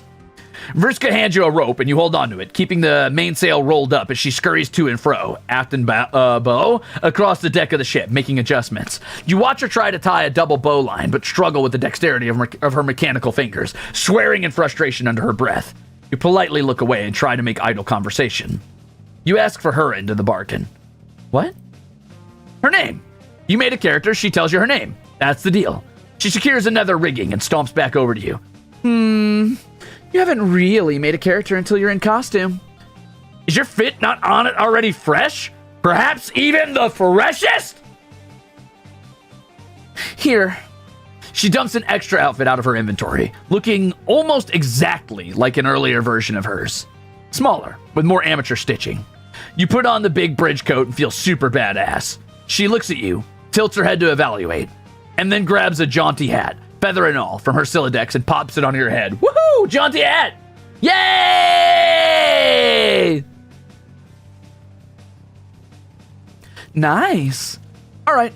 My name's Vriska. Vriska Circuit. Don't you forget it. Vriska Circuit, or the Marquise, satisfied with her preparation, snatches the rope from you and lets it go, unfurling the mainsail. She practically skips to the captain's wheel, ready to steer the brigantine out of the harbor. Real name basis is only one step closer to friendship, though for a moment you feel like you got told that name already. Your brain is messed up enough without remembering stuff that maybe didn't happen in canon, if canon is even a real thing that means anything anymore. Your unsettling metatextual introspection is interrupted by Vriska shouting, "Roll for initiative!" You hear the buzz of projector bugs boarding your ship, and soon 4 flickering holograms appear on the main deck, looking like lurching zombie trolls. You already hear dice rattling on their deck, and you look over at her to cheat and figure out what you need to roll. All right, I'm starting with an 18. Looks like you gotta subtract the modifier. 19. Huh. Guess you go first, Ruze. Wow, okay, let's go. This is it. It's LARPing time! You look down at the piece of paper with your abilities on it, ready to cast Magic Missile or Bugsby's Grasping... Hey, that's a reference. That's a pretty good reference, actually. That's pretty good cut. Bugsby's Grasping Hand or some shit. You pick the top attack from the list. It's your special class ability. You channel the spirit of the Gaptooth Ragamuffin, point straight at one of the holographic zombies, and yell that you're casting Brute Canal! That's okay, Kai. Good luck! Enjoy your trip, gamer! You grab a D20 and blow onto it in your hand. Your Lady Luck. No snake eyes. Other gambling terms, whatever. You let the icosahedron of Tabletop Destiny drop through the air, awaiting the result with bated breath. You get a 2 and miss. God damn it. Vriska laughs out loud. Check out how a real gamer does it. Then she shows you how a real gamer does it. Over the course of this and the next 4 holographic encounters of ballooning complexity, tediousness, difficulty, and word count, she just rolls so many goddamn dice and keeps track of so many goddamn stats. You're overwhelmed, bewildered, and tired of doing math and pencil by the time the last squid-themed hollow monster dies. You were worried about the danger of this game before, but it seems like the only way you're gonna die today is from fucking boredom. Then, you spot it. A schooner, painted all in black, emerges from the fog. You shout to Vriska that there's a ship on the port horizon. Vriska looks right. Does she not know the difference between port and starboard? Huh. You point her in the proper direction, and she gives the mischievous grin of hers. Now it's time for the real action. We've entered the PvP-enabled zone. She puts aside her character sheets and dice, drawing a blue saber. She holds it in one hand, the ship's wheel in the other. That's the Ruze, the ship of Dreadclaw Ophelia, top of the naval Flarp leaderboards. She's had a whole crew on that boat. But she's just another rich sea dweller with hired help, and she's been too scared to face me. Vriska's pointed your ship straight at the Ruze, and you picked up speed. You can make out a troll girl with finned ears and a gaudy purple outfit that you describe as sexy pirate Halloween costume from the world's most bougie party city. Dreadclaw Ophelia. It's absolutely garish compared to Vriska's more normcore approach to RP activewear. But dressed much more humbly than the captain are a bunch of low blood standing behind her, clutching shitty rusty swords and shaking. So let's bring the fight to her! You're not slowing down. You're pointed straight at the enemy hull. Vriska steers your ship directly into the well-appointed schooner, and you struggle to keep your feet at the shock of the impact, which knocks the violet blood and her frightened thralls to the deck of the Ruze. She yells over the din of horrific wood-on-wood screeching. Hey, Swabby! Want to be really good at sword fighting? You look at her with stars in your eyes. Yes, you do want to be really good at sword fighting. You nod eagerly, and she underhand tosses you her blue-hilted saber, which you catch eagerly. Vriska grins back, puts her hand to her temple, and squints with her one good eye. The 7 red dots of her prosthetics seem to smear and blur as your vision loses its focus. You've managed well to this point as first mate of the brigantine, but once your sea legs seem to give out on you all at once, you drop the sword you were just given, and it clatters to the deck. You try to tell her something's wrong, but your mouth lolls open and you just drool a bit. A dull pain gains sharp and sudden clarity. It feels as though 8 spindly legs are crawling on your head. No, in your head. Each footfall feels more like a knife cutting through butter. She tried to mind control us, but it doesn't work on our weird alien biology. At some point, all sensation slips into nothing, and you follow the sword to the ground, asleep. What the fuck? Wake up, moron! You don't hear that, and you don't wake up. The salt and swell of the ocean gives way to the rustling of alien trees. No longer do you hear the scream of gulls following your ship, waiting for corpses and gore to tumble overboard. It's all peaceful. Consciousness returns to you, and its first present is the discovery that you're face down in slightly wet dirt. Some got in your mouth. You spit it out and sit up, brushing muck off of your Flarp costume. Wait, that's not a Flarp costume. That's a hoodie with a jagged cerulean symbol. A different symbol. Loose fitting, as though it belonged to a friend. Half memories swim in your mind as you take in the scene, just as familiar as your clothing. A stump sitting in a clearing between the trunks of a purple-treed Alternian forest. A harpoon sticks out of it.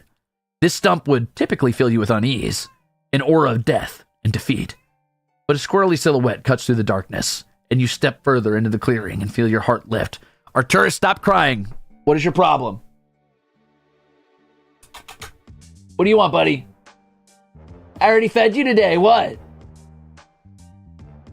Okay, fair enough. Maybe he just wants attention.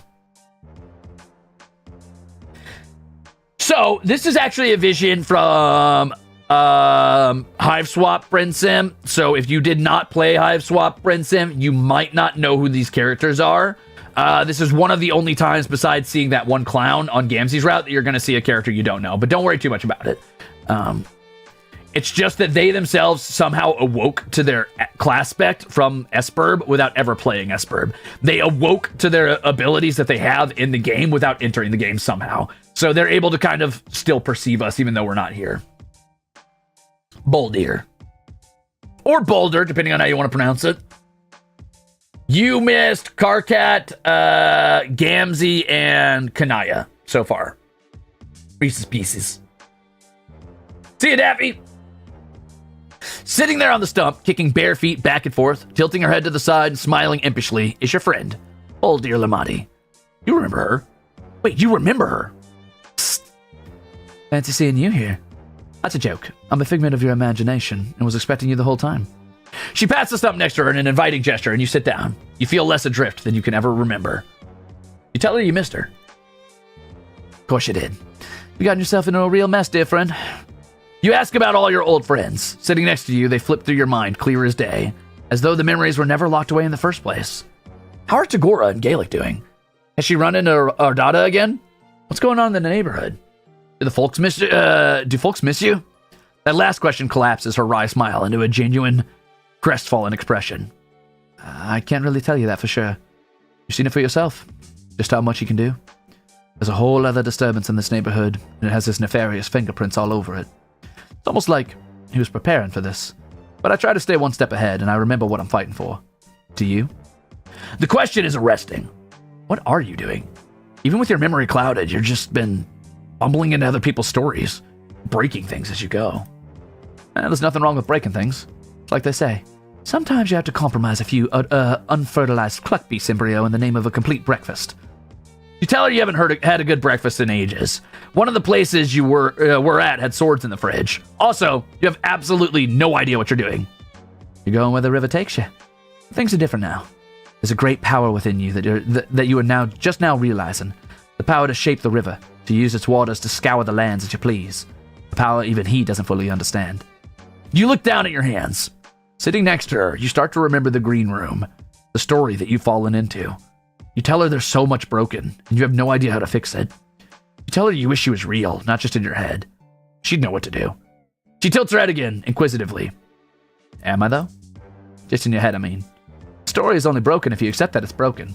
If you think of the story as something given to you. But it's not. Puppet masters may try and tell you that the strings they're pulling are the only ones. As she says this, her head jerks back, oddly. But she continues whispering, calm as ever. Don't be afraid. Don't let anyone tell you that this story belongs to them. Not him, not anyone. You feel it too. It feels like threads tug at your body, and at hers even more. Her limbs twitch and pull in gruesome pantomime as more and more strings loop around her and disappear skyward. They nearly surround her completely, but you were powerless to resist. Paralyzed. It's for you. It's always been for you. Remember, friend, the only question.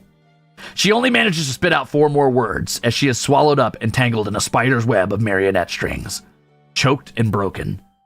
What will you do? The whole scene seems to melt away in searing green, and you are falling, dancing beneath the skilled hands controlling you. He is here. He was already.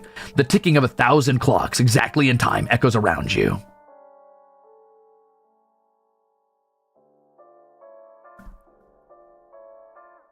Did you miss me? I seem to be on your mind. I'm flattered. It's no wonder you're thinking about me just after meeting one of my greatest disappointments. You really do spend too much time around willful little girls. It may start to give you ideas. Ideas of choice. Of challenge. You're relevant because those holding the strings decided you're relevant. An observer. The show must go on, but don't make the mistake these little ingrates did. It can go on without you. The bits that really matter, at least. What's that? Am I doing this? I'm afraid not, darling. I don't even know to what you're referring. Tears sear at the edges of your eyes again. You try to keep Boldir's words in your mind as the strings squeeze the breath out of you. What will you do? Another voice seems to answer, from another place entirely. Scratchy and loud. It says, "Fix this!" You wake up. Flapjack Jackson, Doc Scratch, is in Homestuck. He exists vaguely outside of the canon. Not outside, he's canonical, but he exists vaguely outside the story and within the story. His segments are really fun because it actually plays with the entire website, and sometimes he takes place entirely outside of the panels of the comic, like around the borders and shit of the actual website. It's very cool. Cold stone and a draft greets you. Charming. But but he's also a real piece of shit. You blearily open your eyes, memories of the dream already fading to wisps in your mind. You're in the cluttered bedroom, or the cluttered respite block that you're sure is Vriska's, based on the broken 8-balls scattered everywhere. You pick yourself up off the ground and try to think about how you got here.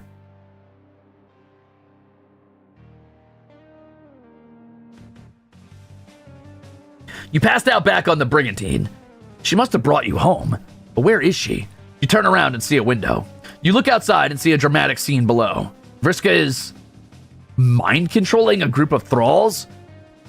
One she must have won off of Dreadclaw while you were out cold. They're marching one by one towards a massive web. Perched in the web is a giant spider, heaving, hulking, hungry. Vriska's about to feed the losers of this game to her Lucis. Well, gamers, now we see once again that Vriska's a real piece of shit.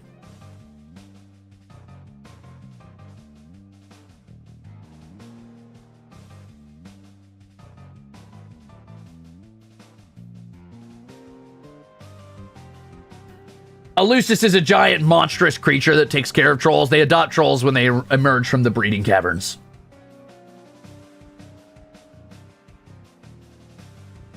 Her mom's hungry, though? Yeah? So fucking leave. Fucking leave. Or tell her to get her own food. You're a big-ass spider. Figure it out. Let's see. I'm going to intervene first. I think that's the wrong move. I think that's the bad move, right? Holy shit! This is supposed to be a game! These innocent kids are getting fed to a fucking spider, and it's all because of your definitely essential contributions to Vriska's victory. This is so messed up. Games don't cause violence, you think, as you rush down the stairwell? They can't! Vriska's gonna discredit an entire generation of gamers and add fuel to the fire of anti-gaming activism with this kind of behavior. Oh, and also she's gonna kill some kids. That's like normal Alternian stakes, though. You gotta defend the integrity of Fortnite! That's so much more important, obviously! You rush out into the late night air. Too late to save a tranquilized, mind-controlled olive blood from being torn asunder. Vriska's Lucis holds the troll boy in her forelegs. Pedipalps tearing through clothing and, chelicerae tearing, I don't know that word, actually. I assume it's, pedipalps tearing through clothing and chelicerae tearing into gray flesh, feeding a winding intestine in her mouth. Oh, hey, it's a giant spider. Sorry. It was in the trigger warnings, though.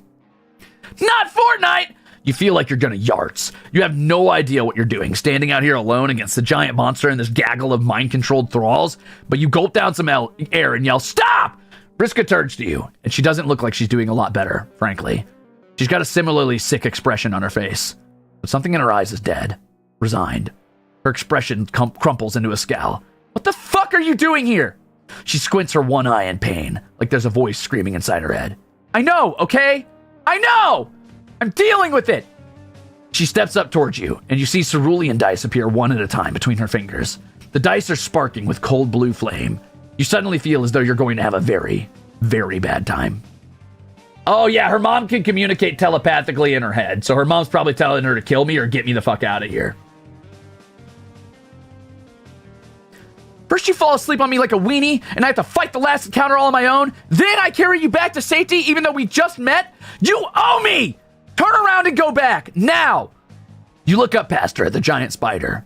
The awful noise of squelching has stopped. 8 eyes are trained on you, blinking out of order. A spattered palette of multicolored blood is smeared all over her slavering mouth. There's 7 trolls still standing there beside her, mindless, mouths lolling. Next. You don't turn around. You don't go back. You stand your ground, unarmed and without a plan. Surely your new friend will see how wrong this is. Vriska looks hurt for a moment, betrayed, but the same glare settles back on her face. You think you're a big hero stopping this dangerous bitch, right? Happy as a bivalve mollusk about your little protagonist moment. You're being stupid. You don't understand what's happening here. What I have to do? You can't fix this. Nobody can. So now you're just another little weenie who thinks they're a hero, and I'm a villain. So sure, I'll play ball. I'll be exactly what you want. She tosses the dice on the ground. Restraint. Baroness's restraint. The dice glow with a blue flame as they tumble to a stop. An ethereal whip materializes and snaps around your ankles, and you are dragged dizzyingly fast toward the spider's web. The friction of your ass on the rocky cliff face tears the butt off of your Flarp costume, exposing your delicate cheeks to chafing. No! Your greatest asset! But things get far worse than that as you are flung directly into the clutches of the horrific arachnid. The fangs of Vriska's Lucis pierce your skin and pump you full of a numbing venom that causes everything to fade to black and static numbness. Which is good, because she's beginning to eat you alive. It's also good because you can't see or hear a little girl stifle a sniffle, holding herself with crossed arms, one mechanical, and rocking back and forth, watching another friend consumed by this chaos that never leaves her. Great work, Hero. You got Vord. Oh, hey, my Flarp hat. Oh, man. There's the Vor.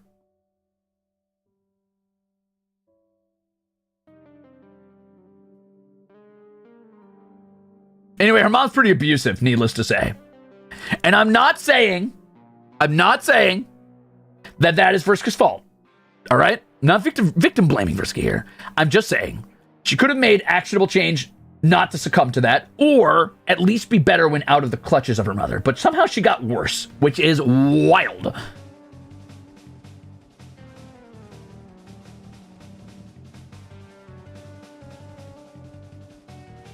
I saw a spider IRL while this going on. Uh-oh. Bunny Hugger 410 says, I had to go to the doctor and I'm starting to get a bit of a sinus infection. I'm back! Hey, welcome back. Hopefully the sinus infection's taken care of by some antibiotics. Even though I missed some of Karkat and I missed Kanaya and Gamzee, I'm glad to be back. Ruze and Ruzeters, welcome back. We're on Vriska now.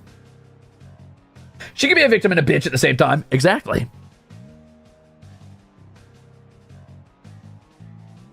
She can be a real piece of shit. All right, let's not intervene this time. You can't watch. Hide in a room and wait. Okay, holy shit. Vriska's Lucis is a giant spider monster that eats children. This explains so much, and also raises a significant number of questions that you're going to think about while not watching these kids get eaten. You look for something to distract yourself with. You spot a black, raggedy book, much older than anything else in this room, with Vriska's symbol on the cover. You reach for it and open it up, flipping to a random page and seeing what looks like a journal scrawled in cerulean, but not Vriska's handwriting from your character sheet. Looking inside the first page, you see the name Mindfang. You read, and holy shit, you're very unsure this is appropriate for a young girl to be reading. You keep flipping through to different parts, and wow, it just gets worse. Vriska names her character after this?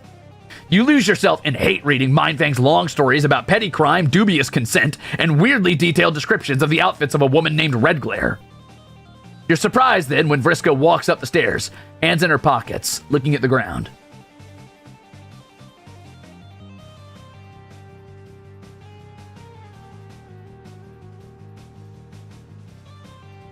She did indeed model herself after her ancestor, who was also a real piece of shit.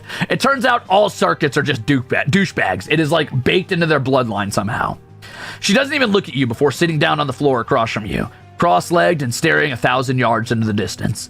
She rocks back and forth, hands still in her pockets. You go to give her a reassuring pat on the back. As soon as you touch her metal shoulder, cold even through her shirt, she turns to you with a jumping glare and hisses like a cat before facing away again. You get the message. She takes an 8-ball out of her inventory and then savagely, brutally beats it on the stone floor of her room until it's nothing but shards in a puddle. Then the two of you sit. She occasionally picks through the debris of the 8-ball and rocks, clenching and unclenching her fists. But as the minutes pass, her breathing slows bit by bit. You don't say a word or bring up what happened. She's the one who talks first. Earlier you seemed like confused about why I care about so much about playing a character. She thumbs the dog-eared edge of a worn piece of paper in her sharp-clawed hand, staring at the wall. She's still got blood on her jacket, blood that almost makes you retch with the memory of spidery mandibles devouring her spoils. One glimpse of it made you sick. What would dozens do? Hundreds. I mean, it seems obvious to me that the Marquise is the greatest and coolest character ever made, but I've been here for so long, it's sort of like a part of me. Everybody's throwing shapes every day and acting like something, right? But most people are so boring. They don't dress up. They don't act. They're always so obsessed with being the exact kind of troll they were yesterday. Maybe you don't have to be the same. Maybe you can go on message boards and try out being something new and find out if you like it. Maybe it's nice to be called something your Lucis doesn't call you and meet people who only ever knew you as the girl online or the other ship who is like super badass and good at things. Come on. You can't tell me you never wanted to be someone else. You've edged a bit closer to her during this rant and are looking at the sheet of paper in her hand. It's a spreadsheet-looking series of boxes she's filled in with red ink. Name, Marquise Spinneret Mindfang. Class, Petticoat Secret. Gender, F. Levels, all of them. She's doodled all over the margins. Art of her captaining ships and swinging swords and drinking out of goblets. Have you ever wanted to be someone else? The question makes you uncomfortable. Just pondering who you are now fills you with unease. Fuck playing a character. Filling out a sheet like this for yourself seems impossible. I hear you, bud. Come here. You're not getting any more food, sorry. You can yell, though.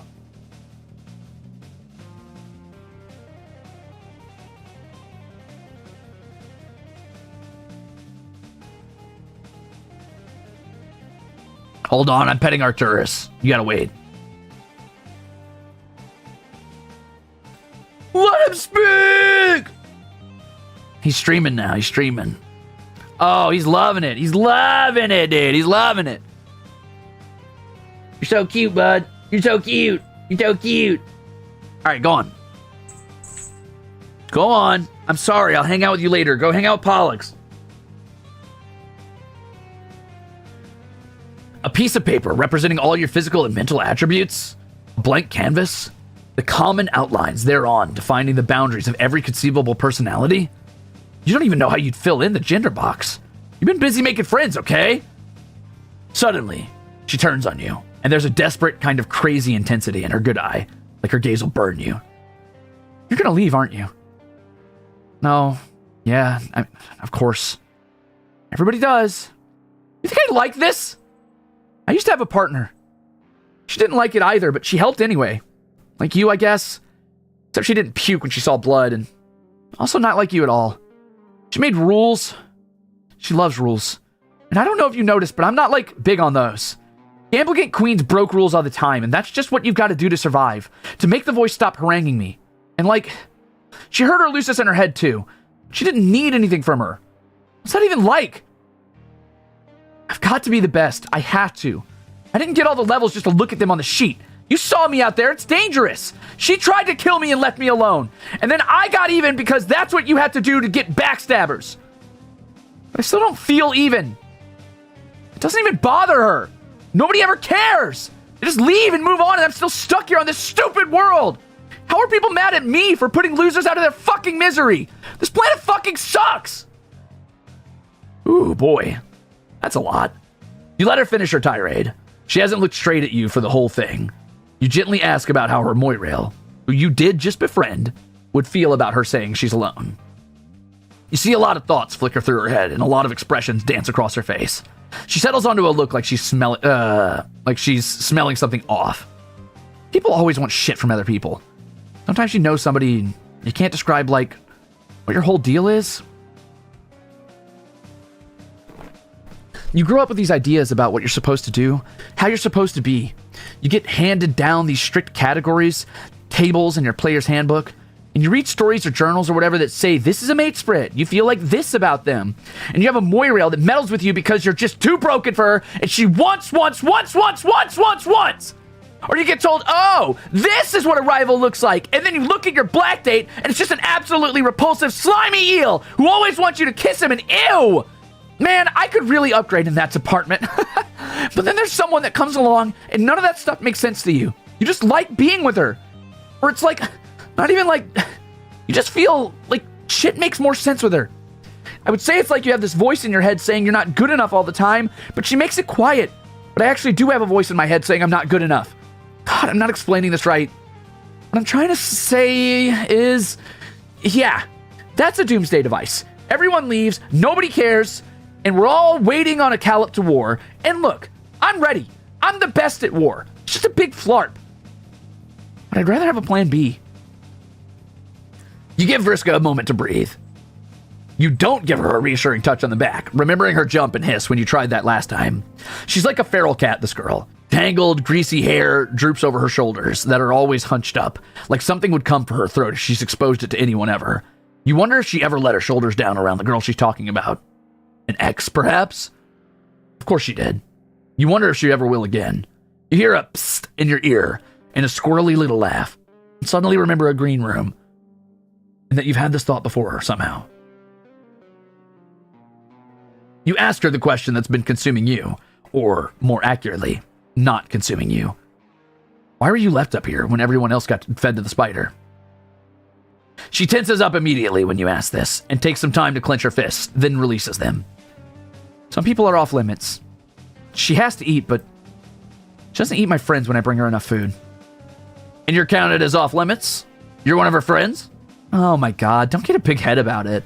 I wouldn't let her eat Karkat either, and he's not like my BFFC for life or anything. Plus, you helped me out, and that's the pirate code. Plus, Fussy Fangs would be mad. It must be hard separating trolls into two classes, friends and food like that. It must be hard, and nobody understands. I mean, that's how it works here. Everybody's got someone to kick down on. Except Rustbloods, but them's the breaks. Somebody's got to be on the bottom to keep the whole shebang afloat. Killing people lower down than you is what all the school feeds say you're supposed to do, to get ready for a life of space war against... Well, it mostly seems like they just kill more lowbloods. That's all it ever is. My ancestor... She looks left and right, as though she's going to be overheard, then leans in, smirkingly. She sounds like she's letting you in on a secret. My ancestor, Mindfang, she sailed around being the terror of the high seas for a while, but she fell in with a group that was going to do something about all that. A bunch of weirdos led by a mutant who wanted revolution. She doesn't know it, baby, but that was Karkat's ancestor that led her. That's right, you're not the big leader you think you are, and neither was your ancestor that you model yourself off of. Haha. I've always wanted to be like her. I liked using her name more than my own for a while, dressing up like her, learning to sail. But I always end up back here with a pile of corpses. That's having a Lucis, right? Sometimes you don't get to do what you want to do. She talks to me, you know. It only stops when she's full. Always whispering in my head. Saying I was fatter than her. Saying I deserved all the things that happened to me. Even when I was bleeding out on this floor. You look at the cold, cluttered, uncomfortably drafty room. Whatever happened to her face and arm must have happened here. You see a broken figure silhouetted on the wall. You look back at Vriska, and you know what she is. For all the bombast, the insults, the killing, you're looking at a survivor. You're looking at someone who did nothing wrong. Well, you remember Dave's carefully crafted defense of a persona. You remember Rose eating oatmeal for dinner in a drafty brutalist mansion. Jade in the shadow of a volcano, raising herself. Your world can be as brutal as this one. Earth makes survivors too. And you've made a difference for them, one at a time. All of that nihilistic bullshit earlier feels like it was shouted at you by some meddling voice. Someone holding the strings. Fuck that. You're gonna be a goddamn hero today. You're gonna make friends with this whole fucking planet if you have to. And you're going to make it better. Or at least less of a complete dumpster. You tell Vriska you'll be right back and sprint down the spiral staircase. You keep running, pumping your beautiful legs straight out the door of Vriska's giant hive. You don't have to color inside the lines of someone else's story. This is your motherfucking narrative now. You take a leap when you reach the cliff and barrel over, falling fast, wind whipping past your face as you tumble through the air towards the giant white spider. A leap not of faith, but of hope. You crash into the carapace of Vriska's terrible murder mom hard, cracking it with a piercing shriek. At the same time, you zap hundreds of feet above the mouth of the volcano on Jade's island and kick off the back of the spider, leaving the giant troll-gorged arachnid tumbling into the lava as you zap back to Alternia, back to Vriska's respite block. You appear behind her. She doesn't notice you. She's looking out her window, down at the empty web, with a shocked expression.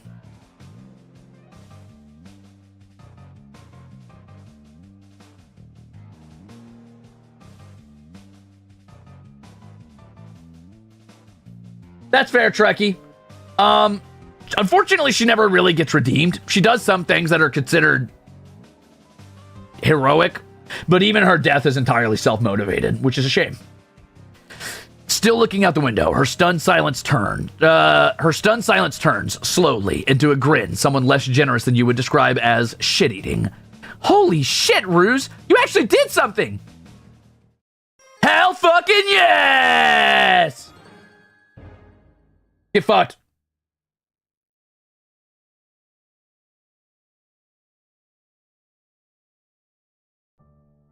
We did it, baby. We saved Vriska from an abusive parent. And maybe in this reality, maybe in this timeline, she can learn not to be a bad person. Maybe. Probably not.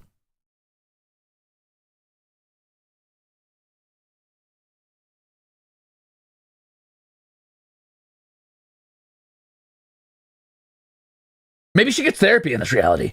Probably not, considering that, like, killing one giant spider mom does not rectify a society based around murder, violence, conquest, and colonialism. But, you know, it's start. Hi, Datsun. Oh, God. Equius is next.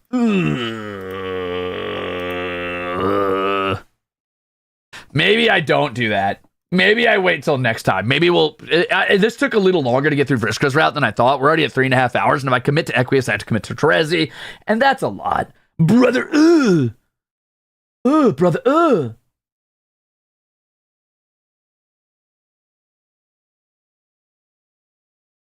Maybe just skip it? No, I'll do Equius later. I'll tell you the warnings for it eventually. Actually, I'll tell you the warnings right now. Here we go. Equius warnings for those of you who don't want to show up for Equius next time. Self-harm and blood, apparently. Okay, that doesn't sound right. I feel like there's more warnings that should be given there, considering Equius's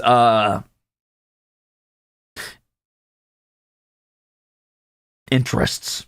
But, oh well. Hey, we did 4. How do we feel about our first introduction to the trolls in Alternian society? How do you feel, gamers? How much is left of the game? A little bit more than halfway through. We got all the kids done. We did 4 of the trolls, so we've got 8 more trolls and 4 more kids. Though Dirk's route is very, very long because Dirk's route has implications in the overarching narrative since it's the final route.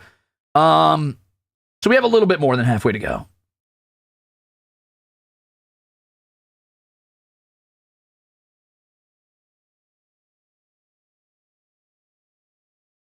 I feel sad that we've done the best trolls already. Whoa. It's okay. Solix's route is pretty funny. And actually, Eridan's route features Solix heavily, so that's pretty good. I like Fefri's a little bit because it helps characterize her a bit more because everybody sees her as like this bubbly, like, do-gooder, and that's sort of true, but not exactly. Nepeta's really charming. Aradia is just a really cool character. Tavros isn't bad, even though I kind of fucking hate Tavros. Terezi's is I don't like Terezi's as much as I thought I would because it features too much of the outside narrative, but it's not bad.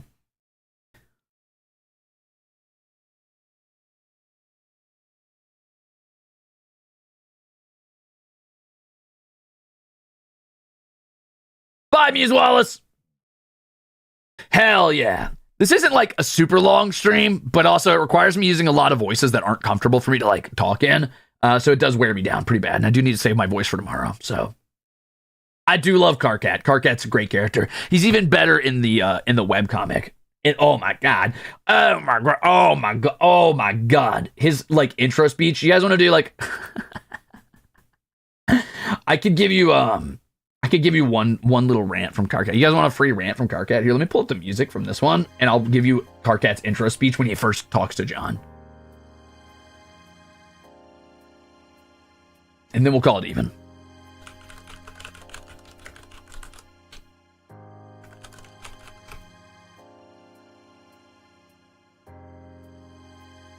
Jesus Christ, what a fucking monologue. Okay, here we go. You guys ready?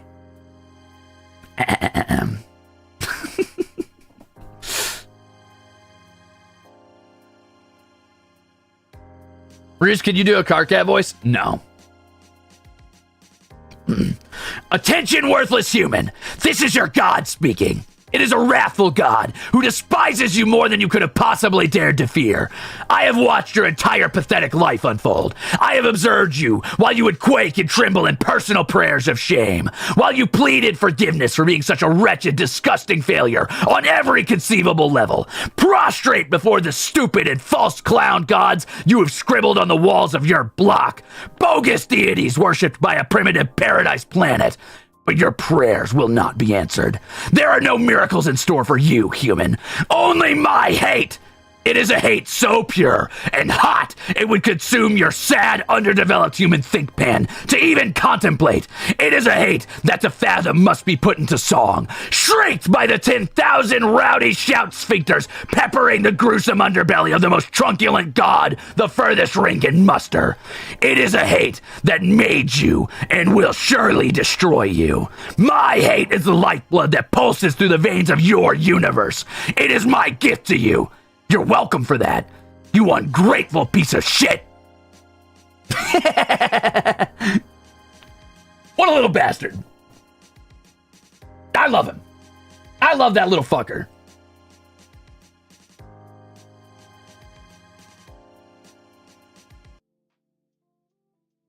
Did you talk the way you do before, Homestuck?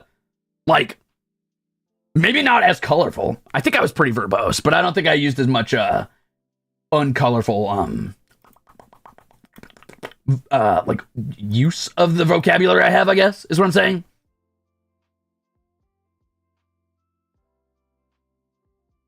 Should have started the debut with that. I think I would have filtered everybody in the universe if I started my debut with that. That would have been nutty.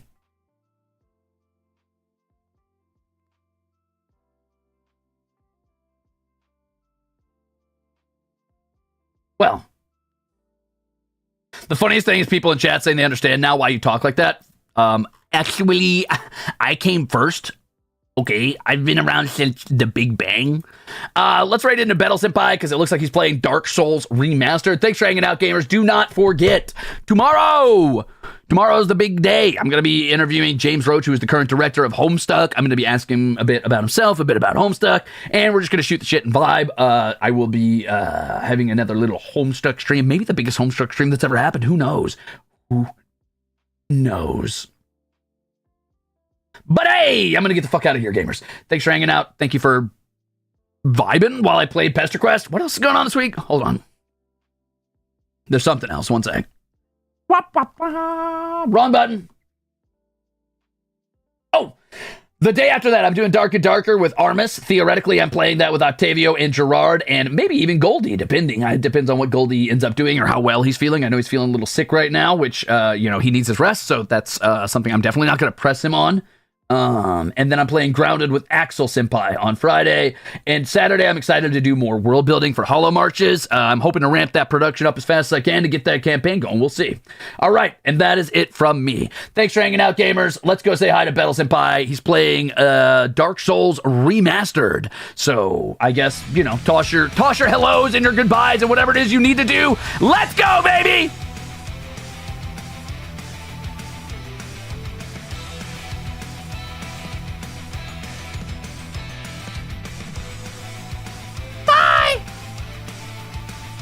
Ruzeators, raid!